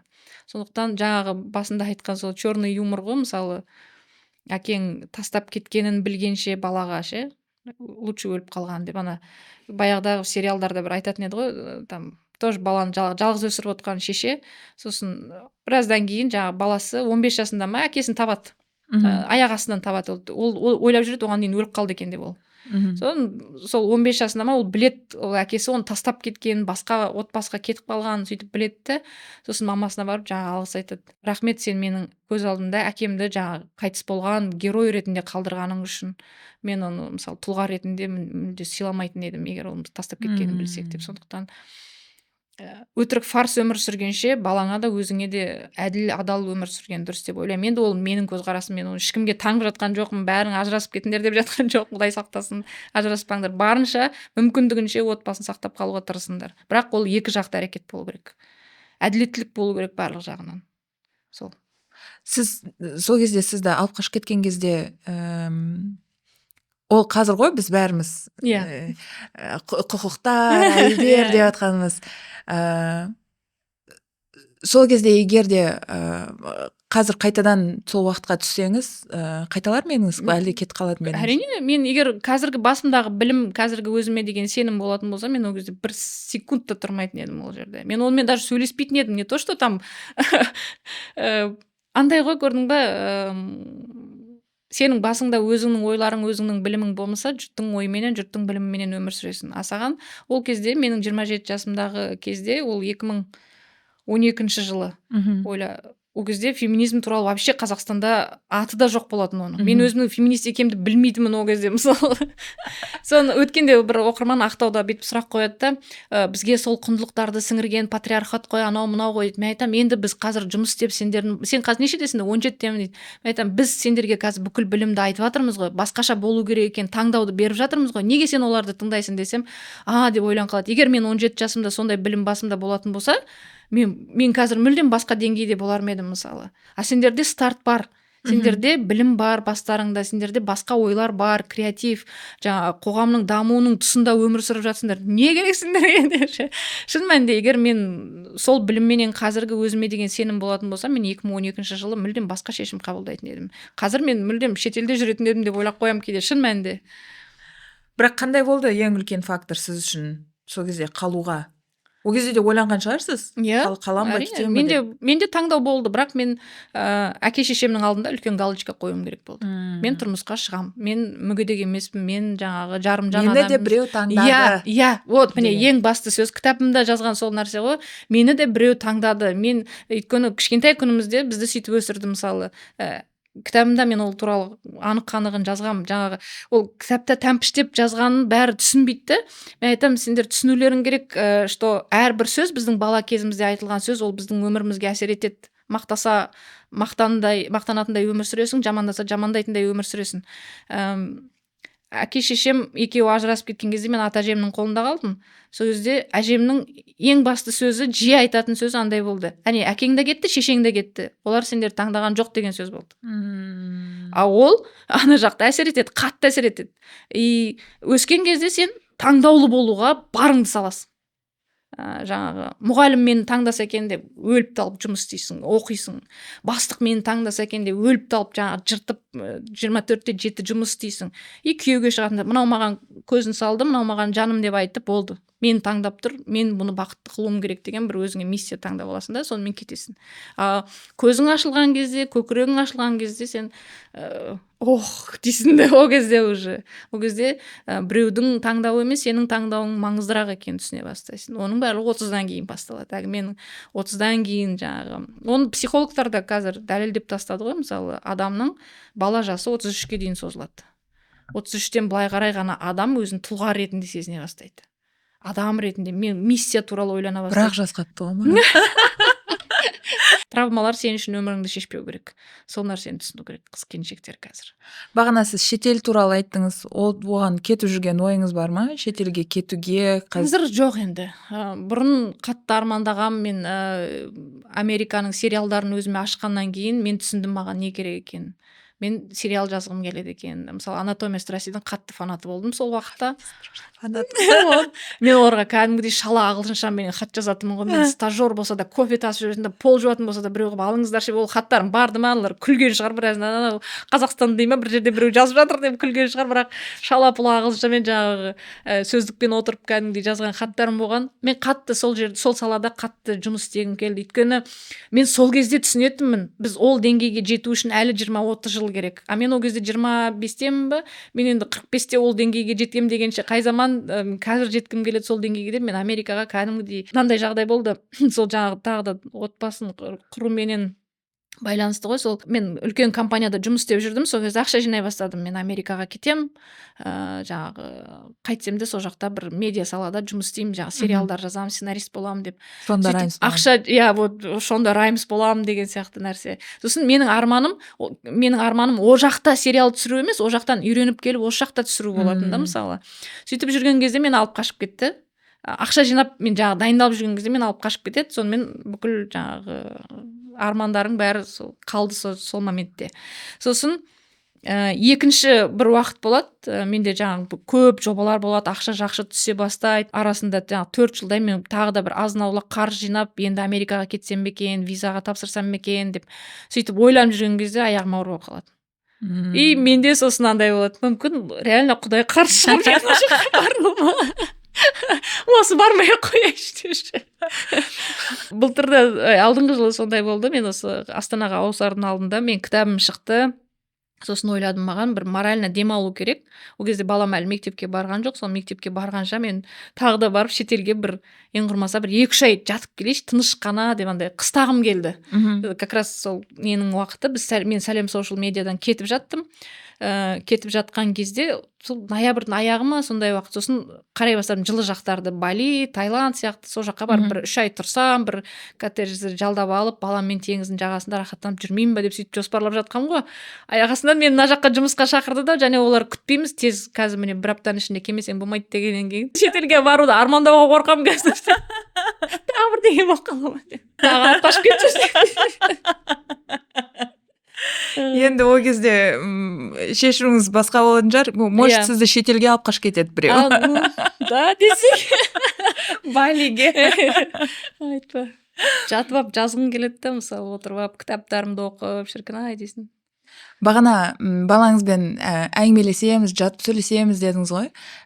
Бір жыныстық ағартудың жан-жағында болатын әңгімелеріңіз бола ма? Иә, мен әсіресе мен достарыма рахметті. Мысалы, мен Сая Бакимова, осы мен балам 3 жасында болған кезде өзінің пост-блогында жаңағы сол балаға іш киім туралы әңгімелесу туралы бір пост жариялап қалады. Оған дейін мен білмегенмін ол туралы. Жалпы ізденбеппін де даже. Сөйтіп сол посттан жаңағы іш киім ережесі деген нәрсені түсіндіреді. Содан мен ізденіп барып баламен қалай сөйлесу керек деген содан бастап жаңағы іздене бастаймын. Сосын Адия Бегімнің, менің қызымның өзінің жеке психологы бар. Өз кішкентай күнінен соған жаңағы бірдеңе болып қалса, жаңағы кризистер бар ғой, 1,5 жастың, 3 жастың кризистері бар. Сол бірдеңе болса, мен жаңағы Аида срочно кел де. Сол ол өздерінің бір тесттерін жаңағы айтады да, сосын балаңыз осыны қабылдайды, мынаны қабылдамайды, мектепке дайын емес деген нәрсені сол көмектеседі маған көп жағынан, сол жағынан. Сосын кішкене жүрегім тыныш болады, андай тревожность болмайды. Қандай үлкен лайфхак, мен бірінші рет естіп жатырмын. Оказывается, кішкентай балаға да психолог алып қоюға болады екен ғой. Тревожная мать дейміз ғой, бізді енді ол білімсіздік жаңағы алаңдата береді да. Білім болмағаннан кейін алаңдата береді. А сен оны маманға тапсыр да. Өзің интернеттен көрінген нәрсені алып балаңа оны жаңағы қисық қыңыр білімді таңа бергенше балаңа психолог алып қой. Ол және ол күнде оған барып терапия жасайды емес. Балаңның просто бір ерекшеліктерін түсіну үшін ғана. Баламды 1,5 жаста мен сол жаңағы Аида деген қызға алып бардым. Содан бастап қазір мысалы бір кейде болады, мен баламның суреттерінен 1 жылдар болды. Осы Астанаға көшіп келген кезде болды. Салған суреті ұнамай қалды маған. Айттым, что-то не так, бояулар өзгерген сияқты, что-то не так деп. Сосын мен жаңағы Аидаға звондадым, Аида үйге келді, баламен сөйлесті. Айтты, жоқ, осындай бір сізге кішкене бір ренжігені бар сияқты. Ол түсіндік, біз сразу Астанаға көшкенімізге ренжіді. Ол ан жақтан туыстардың бәрінің арасынан кетіп қалдық мына жаққа деп. Ана жаққа үйреніс алмады, аяз, суық, далада ойнай алмаймын деп ренжіп жүрді. Сондай нәрселер ғой енді. Сосын мектепке барардың алдында да мен жаңағы Аидаға хабарласып, балам дайын ба, дайын емес пе, соны өйткені 6 жастан бергім келді басында. Сосын айтты, жоқ, дайын емес, бала әлі ойын баласы, логикасы бәрі мықты істеп тұр, бірақ ойыны әлі қанған жоқ, баланың саналы түрде мектепке бару не екенін түсініп тұрған жоқ, сондықтан қинама деді. Содан біздің кезімізде қайда болды? Содан қинаған жоқпын баланы. Қазір мысалы өзі білет, мысалы, арасында онсыз болмайды, жаңағыдай шуласып қоямыз, айғайласып қоямыз екеуміз, сабақты оқыма деген нәрсе. Но сондай жаңағы білімді адамдарға сенгеннің арқасында мен өзімді жаңағы бүкіл тревоганы өзімнен алып тастадым. Эмоционально баламменен дұрыс қарым-қатынастамын да, мысалы. Мен одан ештеңе күтпеймін, ол менен сверхъестественно ештеңе күтпейді деген сияқты. Мысалы, ақшам жетпей жатса, біз екеуміз айтамыз, балам, бұл сені сұрап тұрған нәрсені сатып алу үшін маған осынша уақыт жұмыс істеу керек та, оны жинауымыз керек та, а бізде қазір приоритетте екеумізге пәтер алуымыз керек. Ол үшін мен мынандай осындай барлығын салмақты түрде түсіндірем. Жоқ, менде ақша, немене мені сат деген сияқты жаңағы біздің әке-шешелеріміздің айтатын нәрсесін емес, мен балаға саналы түрде түсіндірем. Енді Құдайға шүкір, әрине көп жаңағы айналамыздағы достарым, қыздарым барлығы айтып жатады да, сіздің балаңыз кәдімгідей үлкен адам сияқты сөйлеседі, бізбен де сөйлескен кезде деп ше. Сосын эмпат өзім сияқты кәдімгідей адамды өте қатты сезеді. Мен айтамын ғой кейде, менің айналамда Адия Бегімге біреу ұнамай тұратын болса, ол адамменен алыстан сыйласу керек, потому что Адия Бегім қатты сезеді. Мен оның ощущенияларына сенемін. Кейде болады, кейбір қыздарды адамдармен кәдімгі жақсы араласып, бірден араласып, сөйлесіп, бүкіл жаңағы әңгімелерін айтып жатады да, яғни бала оған сеніп тұр. Мен де, значит, мындай арампейілі жоқ жаңағы жұмыс істеуге болатын, сөйлесуге болатын адам екен деген сияқты шешім қабылдаймын. Мен балам 40-нан шықпай тұрып уже жұмысқа шығып кеттім да. Сосын бүкіл аналарда болады, ата-аналарда емес, аналарда болатын проблема өзін кінәлі сезіну. Мен баламның алдында жаңағы мен оңбағанмын, баламды тастап кетіп жұмыс істеп жатырмын деген сияқты. Сол кезде бір психолог досым жаңағы айтты, сен баламен сөйлес. Мен айтам, 40-нан шыққан бала ғой, мен қалай сөйлесемін, жаңағы 4 айлық 5 айлық балаға қалай сөйлесемін деп. Қасына барасың, емізіп жатасың, сол кезде басына сипайсың да, кешір балам, осылай мен бүгін жұмыс істеп жаңағы сен үшін, біз үшін, біздің отбасы үшін жұмыс істеп келдім, ол менің қалауым деген нәрселердің барлығын оған сол әңгімелесіп айт дейді, кәдімгідей прям проговаривай дейді, ішіңнен деп айта салма дейді, кәдімгідей сөйле, ол бала барлығын түсініп жатыр оның дейді. Бала бәрін қабылдап жатыр, балаң сол кезде тынышталады дейді. Шын мәнінде балам жаңағыдай мен жұмысқа кетіп баратқан кезде шырқырап жылау дегендер ондай өте азайды. Болды, бірақ аз болды өте.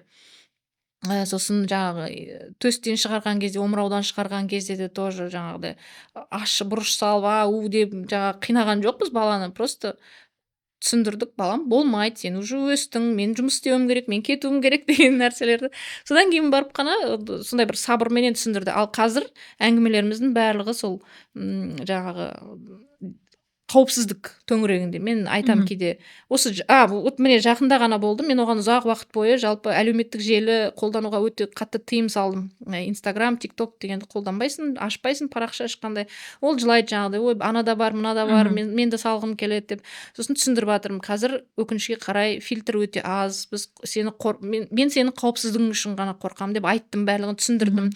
Сосын жоқ, мен барлығын сенімен ақылдасып отырып істеймін, ашып берші маған деп қоймады. Сосын айттым, кейбір жаман адамдар болады, саған жаман сөз жазу мүмкін, сондай кезде маған айт, оған ренжіме, оған жаңағыдай өзің бір шешім қабылдап қойма деп айттым балаға. Сосын Инстаграм ашып бердім. Сосын алдыңғы күні тура осы алдыңғы күні мен концертке шығып бара жатырмын, балам жүгіріп келді, мам қарашы, маған мына танымал блогер маған жазып жатыр дейді. Сосын қане деп бүйтіп қарақасам, авасында танымал бір блогер қыздың суреті тұр, орыс қыздың. Милана дейма бірдеңе, бір орыстың танымал блогер қызы. Подписчигін қарасам 30-ақ подписчик тұр. Балам, мынау қыз жазып жатқан жоқ саған. Мынау соның суретін пайдаланып біреу жазып жатыр. Заблокируй дедім де шығып кетіп қалдым. Сосын бірақ көңілім тынышталмады да кәдімгідей.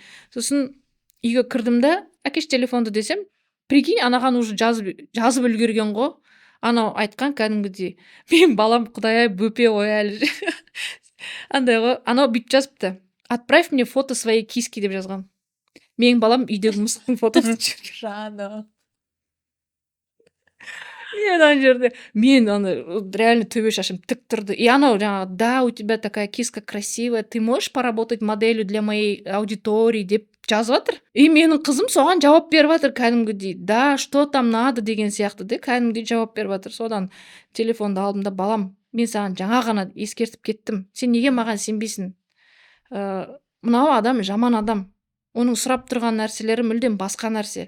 Ол сенің қазір суретіңді, видеоңды басқа жерде пайдаланады деп сабырменен отырып түсіндірген кезде ғана барып балам түсінді кәдімгідей.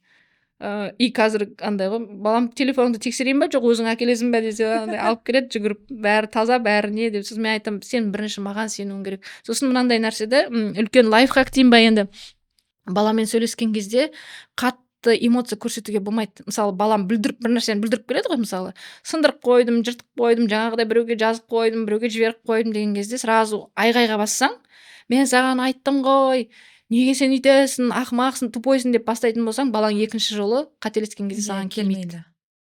И ол сырттан іздейді ол ақылды, өйткені өзінде әлі ондай ақыл жоқ, ондай тәжірибе жоқ, сосын ол сырттан іздей бастайды. Ол ең қауіпті нәрсе. Бала бірінші кезекте шешесіне, әкесіне сену керек. Ең ауыр қылмыс істеп қойды дегеннің өзінде бірінші келетін адамы әкесі мен шешесі болу керек. Адам өлтіріп қойса да, папа, мама, мен міне адам өлтіріп қойдым, мен бері қарай не істеуім керегін білмеймін дейтін жағдайда болуымыз керек. Ұят, өткенде ғана Қызылордадағы болған оқиғадан кейін айтып жатырмын да, пост жаздым мен сол туралы. Бірінші кезекте әке шешеге айту керек, бала қорықпау керек. Мен қазір барсам мені ұрсады, жазалайды деген эмоция болмау керек балада. Бала бірінші кезекте сенетін адамы әкесі мен шешесі. Әкесі мен шешесі салмақты қабылдап салқын қандылықпен тыңдап баланы қателіктерін жөндеуге бірге көмектесу керек. А егер жаңағыдай бала сенен қорқатын болса, ол саған екінші рет келмейді, қателіктің үстіне қателік жамала береді. Тура Қызылордадағы баланың кейсі тура сол. Бала бір рет қателесті, жаман ортаға түсті, и сол сен әке шешеңе айтып қоямыз деп жаңағы қорқытқаннан бала одан сайын қатеге түсе берді. Сол нәрсені түсіну керек та біздікілерге, әйелдерге әсіресе. Бала алдыңа қателігін айтып келген кезде екі алдым, содан басталады ғой өзі бүкіл проблема. Кесені сындырып қойдым, кішетіп қойдым дегенде, сен осы неге андайсың деген емес. Болды балам, бәрі шешіледі. Айтқаның дұрыс. Мен үлкен адаммын. Мен үлкен адам позициясында, мен үлкен адам ретінде сөйлесуім керек. Мен сабырлымын. Мен эмоцияны басқара аламын. Бала басқара алмайды. Қалай басқарасыз? Қиын, өте қиын. Өзіңмен алысып бітесің кәдімгідей. Мен әсіресе сабақ жасаған кезде андайда бүйтіп тұрасың ғой, столдың шетін ұстап ше. Жайда жыбырлап қалған бала ше ақырын жаза бастайды ғой, кәдімгідей ше. Жайда осы зымырап жүретін бала бүйтіп тұрасың. Мен үлкенмін деп ше. Өйткені мүмкін емес кәдімгідей. Кейде прям қолыңа түскен нәрсеменен шапатақ еткізгің келеді, потому что біліп тұрсың, жай ол анау істей алады, бірақ әдейі істемей саған еркелеп отырған соң, бірақ жоқ, сен үлкенсің, сен оған мотивация беруің керек, сен оны тыңдауың керек деп өзің сабырға шақырып тұрасың. Енді менің үлкен адам ретінде привилегиям сол ғой. Иә. Менің тәжірибем бар, мен эмоциямды басқара аламын, менің жауапкершілігім бар баланың алдында. Мен сол нәрсені түсінуім керек та. Бала ол бізге жаңағы берілген бір не емес, қалай деп айтсақ, Құдайдың сыйы әрине, бірақ оны бір сол үйдің меншігі сияқты көреді да. Мысалы, сен тұлға тәрбиелеп жатсың, болашақ тәрбиелеп жатсың, адам тәрбиелеп жатсың. Біз оны бір меншік көреміз. Мен болмағанда сен қайтер едің деп манипуляцияға ұшыратамыз балаларды. Сол өте дұрыс емес. Мысал ретінде келтіріп айтып бересіз ба, жыныстық ағарту туралы не айттыңыз? Ең алғаш сол 3 жасында болғандай, 4 жасында ол бақшаға бара бастады. Сол кезде мен айттым, балам, сенің мынау іш киімің, мынау сенің жыныстық мүшелерің. Анус бар, жаңағы вагина бар, бұның барлығы бар. Атымен атау керек оны, ең бастысы және. Бұл сенің жыныстық мүшең. Бұны, мына іш киімді, осы зонаны менен басқа ешкімге көрсетуге саған болмайды. Дәрігер, тәрбиеші, психолог, садиктегі сұрайтын болса, олар бірінші менен рұқсат сұрауы керек. Біз осылай баланы қарауымыз керек, тексеруіміз керек дейтін болды. Деген жағдайға жететін болса, Құдай сақтасын, олар бірінші менен сұрау керек.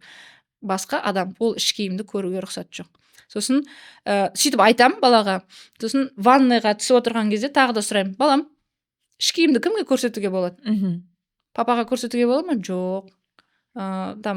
Мен сіңілім бар, бекзатқа көрсетуге болады ма? Жоқ.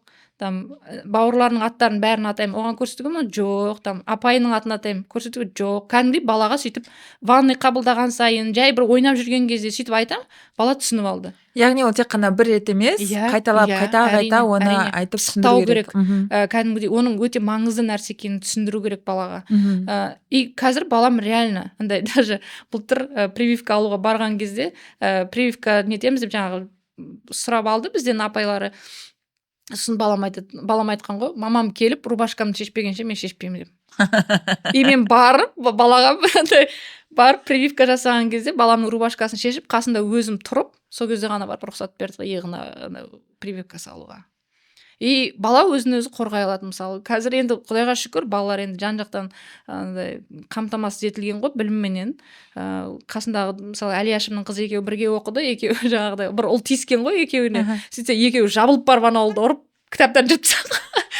Сосын екеуі де үндемейді, келіп үйге қорқып айтпай отыр да. Сосын мен айтып жатырмын, екеуің бір-біріңді жаңа қорғағандарың, бір-бірлерің үшін тұрып бергендерің ол дұрыс, өздеріңді қорғағандарың дұрыс, бірақ кітаптарды жыртпаңдар, олай кітап оған кінәлі емес деп. Сосын айтады, біз байқамай қалдық, күліп жатырмыз ғой. Сосын оны баланың мамасымен де сөйлестік. Сосын кейін жекеге шықтық та, айттық осылай, сіздің балаңыз кішкене біздің қыздарға жаңағыдай күн көрсетпейді екен. Мынау ол кісі де өзінің баласымен айтты, бала ғой кішкене. Мен айтам, бала, бірақ олардың да санасы бар. Оны бала екен, олар түсінбейді екен деп айтпай қалуға тағы да болмайды. Олар айтқан кезде ғана барып түсінеді. Балаға ақпарат солай беріледі, ол басқаша берілмейді ол балаға. Сөйтіп шешеміз. Енді қазір енді өзінен үлкен жиендері бар ғой, олардың жаңағы алғашқы етеккірлері келді. сосын жаңағыдай алғашқы түк өсе бастайды денелеріне деген сияқты. Соны енді көреді бұл қыз. Соны айтады жаңағыдай менде қашан өседі деп. Сосын түсіндіремін, балам, оның барлығы өзінің уақытымен болады. Сенде 5 жасында осындай өзгерістер болған, сенде 6 жасында осындай өзгерістер болған, 7 жасында міне осындай өзгерістер бар. Ертең 10-13-ке келген кезде сенде алғашқы жаңағыдай жыныстық бездерің төс пайда бола бастайды. Ол ауырады. Ол кезде жаңағыдай міндетті түрде іш киім кию керек, уже ол қатты ауырады айтпақшы. әрине. Қазір есіме түсті. Вот соны балаларға түсіндіру керек. Ол алдын ала айту керек балаға. Ол ертең ауырады, бірақ сен одан қорықпа. Ол ешқандай қиындығы жоқ. Бірақ уже лифчик кие бастайды қыз балалар, мысалы, соларға түсіндіру керек. Ұл балаларға да тура солай негізі. Ол тек қана қыз бала емес, ұл балаға да эякуляциядан бастап не болатынын, полюция әсіресе ұлдар қатты қорқып қалады. Вот ең алғашқы қорқыныш содан пайда болады. Өзін жаңағы лас сезіну деген сияқты нәрселер, соның барлығы түсіндіріліп айту керек. Бізде андайда жаңағыдай айтуға болмайды. Сосын мынандай бір нәрсе бар, білмеймін, біздің психологиямызға қалай кірген нәрсе, қазақтың ондай нәрселерді қазақша айту ұят дейді. Неге? Мен соны түсінбеймін. Досым, әріптесім Әсел Ергештің бір жабық тақырып деген подкасты болды. Осыдан тоже бір 5-6 жыл бұрын болды ол. Сосын ол жаңағы ол жерде жыныстық қарым-қатынас, сексуалды қарым-қатынас туралы әңгімелерді қозғайды ол жерде. И сөйтсе, екеуміз шай ішіп отырмыз, қазмедианың ішінде отырып шай ішіп отырмыз. Сосын бір жігіт келеді, жаңағыдай салиқалы киінген, жаңағыдай болады ғой, бір білімді, саналы жігіт екені көрініп тұр. Сосын айтады: Әсел, осылай подкаст бастапсың ғой? Иә, осылай бастадым. Сосын айтады: секс тақырыбын қазақша қозғамай-ақ қойыңдаршы дейді. Сосын мен де андай, неге?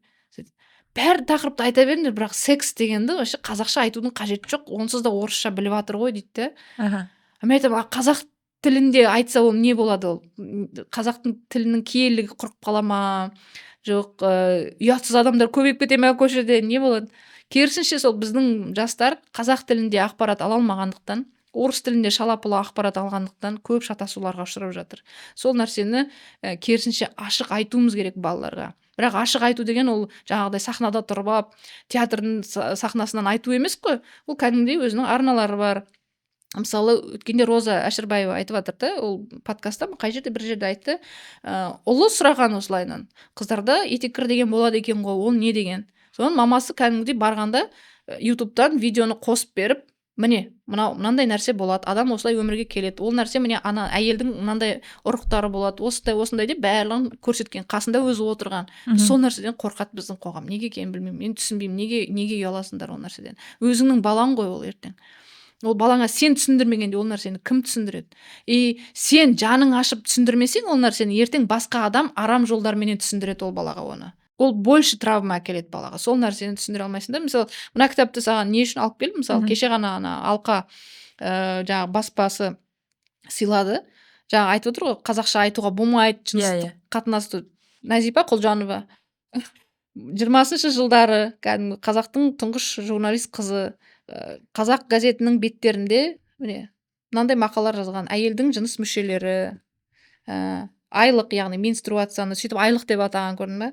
Әйел баланы бастан дұрыс, әйел баланы бастан еркін бағу керек деген мақала жазған. Жүктілік туралы мақала жазған.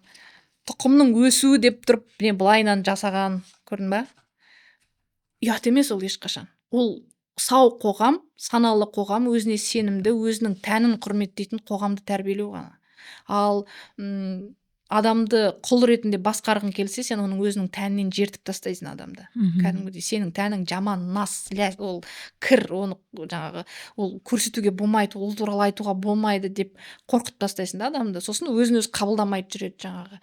Сол жаңағы етеккір туралы мәселе болған кезде мен бір ол туралы да пост жазғам, осыдан бір 3-4 жыл бұрын. Ол хит болды, ол пост кәдімгідей. Тоже бір психологпен сөйлесіп отырамыз. Сосын енді ол кезде қызым кішкентай, 4-те ме 5-те ме. Сосын жаңағы кісіден сұрадық, осылай ертең біздің қыздарымыз өседі, оған етеккір туралы қалай түсіндіреміз деп. Сосын ол айтады: өзінің қызы сол жақында келіпті, соған мен былай істедім дейді. Қызымды отырғыздым, сосын жаңағы келді, етеккір келді, сосын айттық дейді: бүгін бізде үлкен мейрам. Сен әйел болдың. Сен қыз болып өсіп жетіліп жатсың, сен гүл болып бүршік атып жатырсың.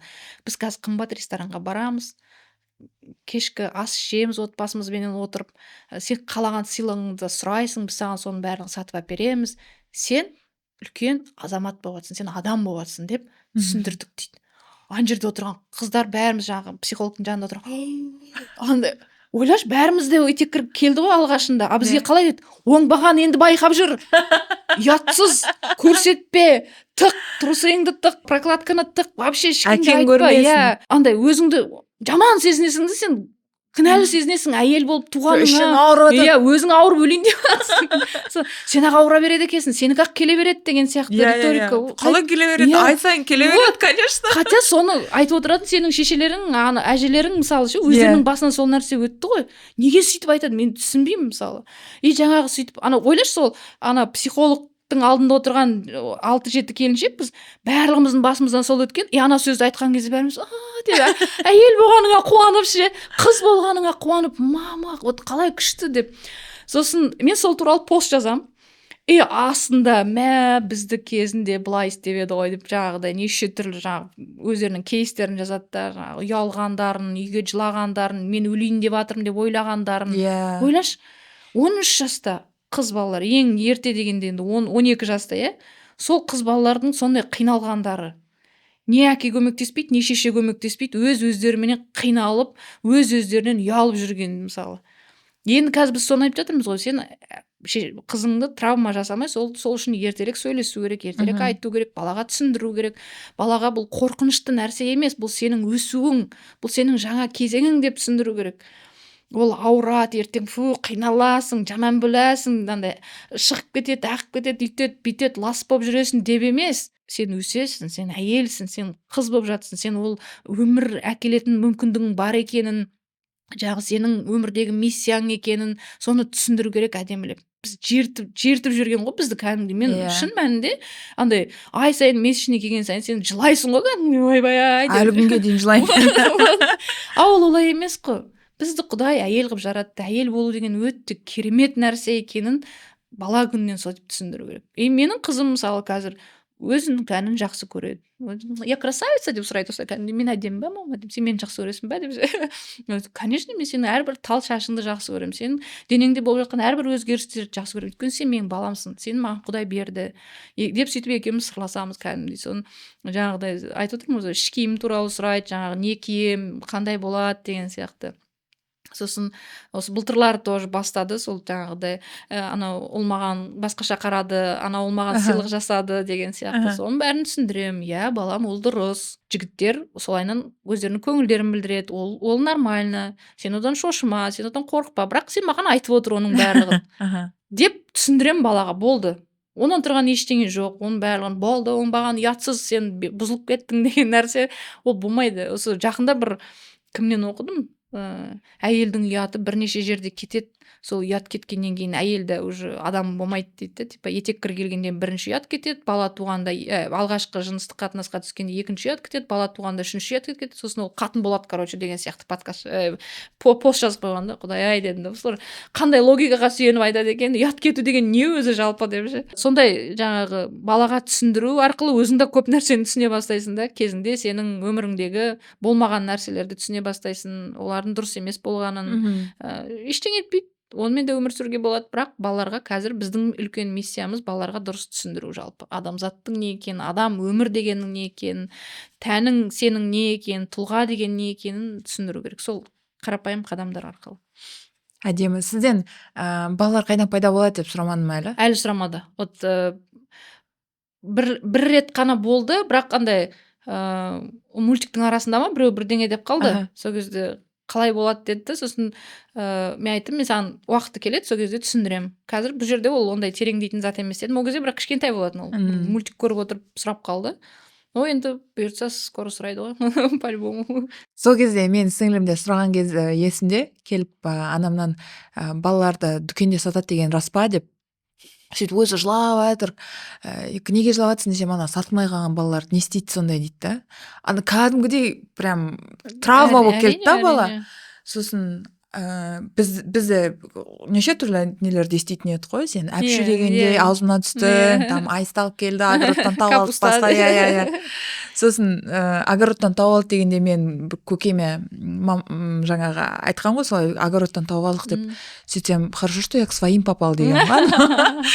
Басқа бөтен отбасына емес деген сияқты қызық нәрселер бар да, бірақ оның да жаңағы өте қауіпті нәрсе екенін ескерткім келеді тоже. Өйткені жаңағы бізде бір кейс болған, бір қызға 6-шы класс па 7-ші класста кішкентай кезінен жаңағы сені жігіттер қытықтаса сол кезде жүкті болып қаласың деп үйреткен. Кішкентай кезінде біреу солай айтқан, соған сенген. Сосын мектепте жаңағы қоңырауда жаңа ойнап жүріп біреу бір бала қытықтаған, үйіне келіп ана қыз 6 жасар сіңлісін жаңа үстіне секірткізген ішіне. Сосын ішіне қан кетіп, кәдімгідей внутреннее кровотечение болып әрең алып қалған да. Сосын мен айтамын, мына жаңағы бізде ұят деп отырып, как будто әйелдің өмірі, өмірінің құндылығы сол нені сол әңгімеден де аз сияқты да сол кезде. Осындай сіз бағана айтып жатқан әр сөзіңіздің астында мен қол қоятын едім. Жаңағы қауіпсіз атмосфера, әрдайым сөйлесу, әр проблемамен бала келетіндей болу керек деген. Сосын жаңағы жайлап адаптациялап балаға әңгімені түсіндіре бастау деген сияқты. Сосын оны пысықтап отыру, бір рет айттым емес, жаңағыдай ылғи баладан сұрап отыру. Ол өйткені енді мектепте де солай ғой, повторение мать учение. Оны қайталап отыру керек. Сосын енді бала бәрібір көргенін істейді. Үйде көргенін істейді. Егер сен үйде жаңағы өзіңнің тәніңнен ұялып, қорқып, жаңағыдай мен осынша емеспін десең, бала да соны подсознательно қайталайды. Сондықтан әркім өзінің тәнімен бірінші жұмыс істесін. Кез келген жақсы нәрсенің барлығы өзіңнің тәніңді игере бастағаннан басталады. Миыңды игере бастағаннан басталады. Егер біз жаңағыдай таза манипуляцияға еретін адам емес, өзімізді басқара алатын адам болғымыз келсе, бірінші тәнді тәртіпке келтіруіміз керек. Ол ана жаңағы кейбір оқырмандарым болған, осыдан 2 жыл бұрын сөйтіп жазатын. Мен бүгін маникюрға бардым, яғни мен өзім жақсы көремін ғой деп. Мен айтам, мәселе онда емес. Маникюрсыз ақ өзің жақсы көруге болады. Бірақ сен маникюрға сол барған кездегі көңіл күйіңді жақсы көруің керек сен. Ол маникюрдің ақша бәрімізде бар, барасың, кез келген салонға жасата саласың. Бірақ егер сен соны жаңағыдай ренжіп отырып жасататын болсаң, өзіңді жақсы көріп емес, басқа біреу үшін, біреуге ұнау үшін жасататын болсаң, ол мүлдем басқа нәрсе. Сондықтан түсіну керек та айырмашылықты. Қыз-келіншектер, ата-аналар барлығына қазір андай да миф сияқты болып көрінеді. Ой, коучтар үйте береді, коучтар бүйте береді деп. Бірақ мен өзім мына нәрсені айта аламын. Мен коуч емеспін, мен психолог емеспін, ол менің проф мамандығым емес. Бірақ мен өте көп кітап оқимын. Кітап ол қоғамның айнасы, адамдар не ойлайды, қалай ойлайды деген.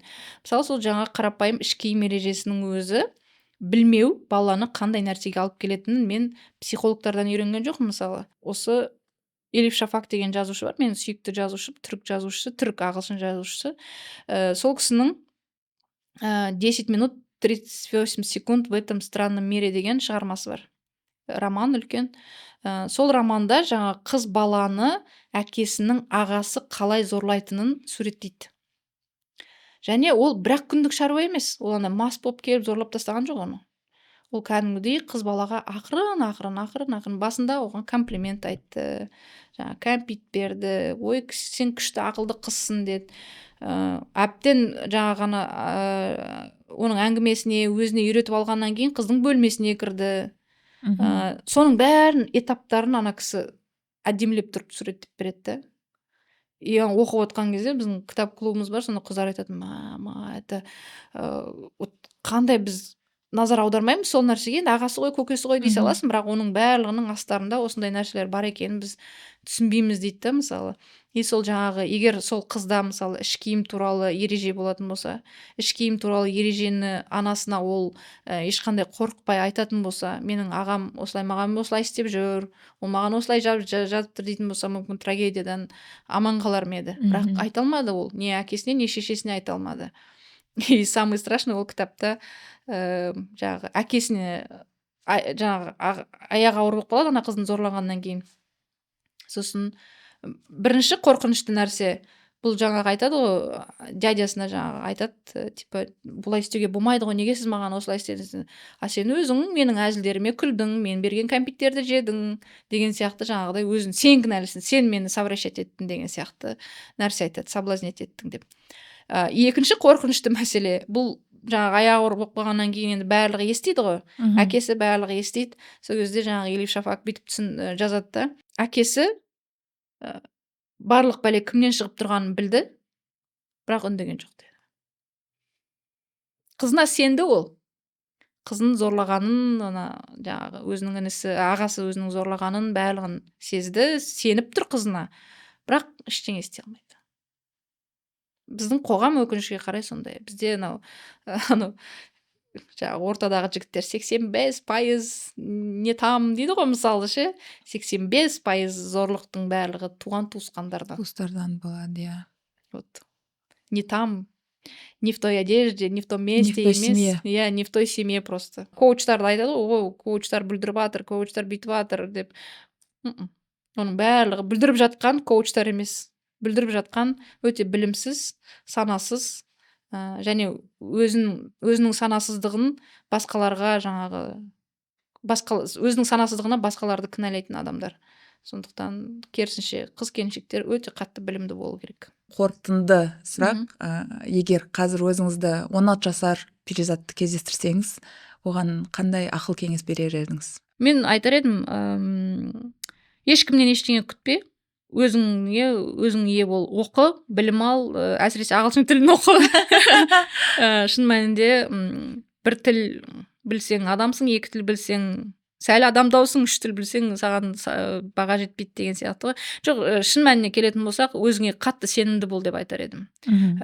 16 жасымда мен өзіме өте қатты сенімсіз адам болдым. Мен 30 жасқа дейін өзіме қатты сенімсіз адам болдым. Мен барлығын мінсіз істейтінмін. Істеген жұмысымды, оқыған оқуымды, бірақ бәрібір сенбейтінмін өзіме. Қолымнан келмейді, мен лайықсызбын деп.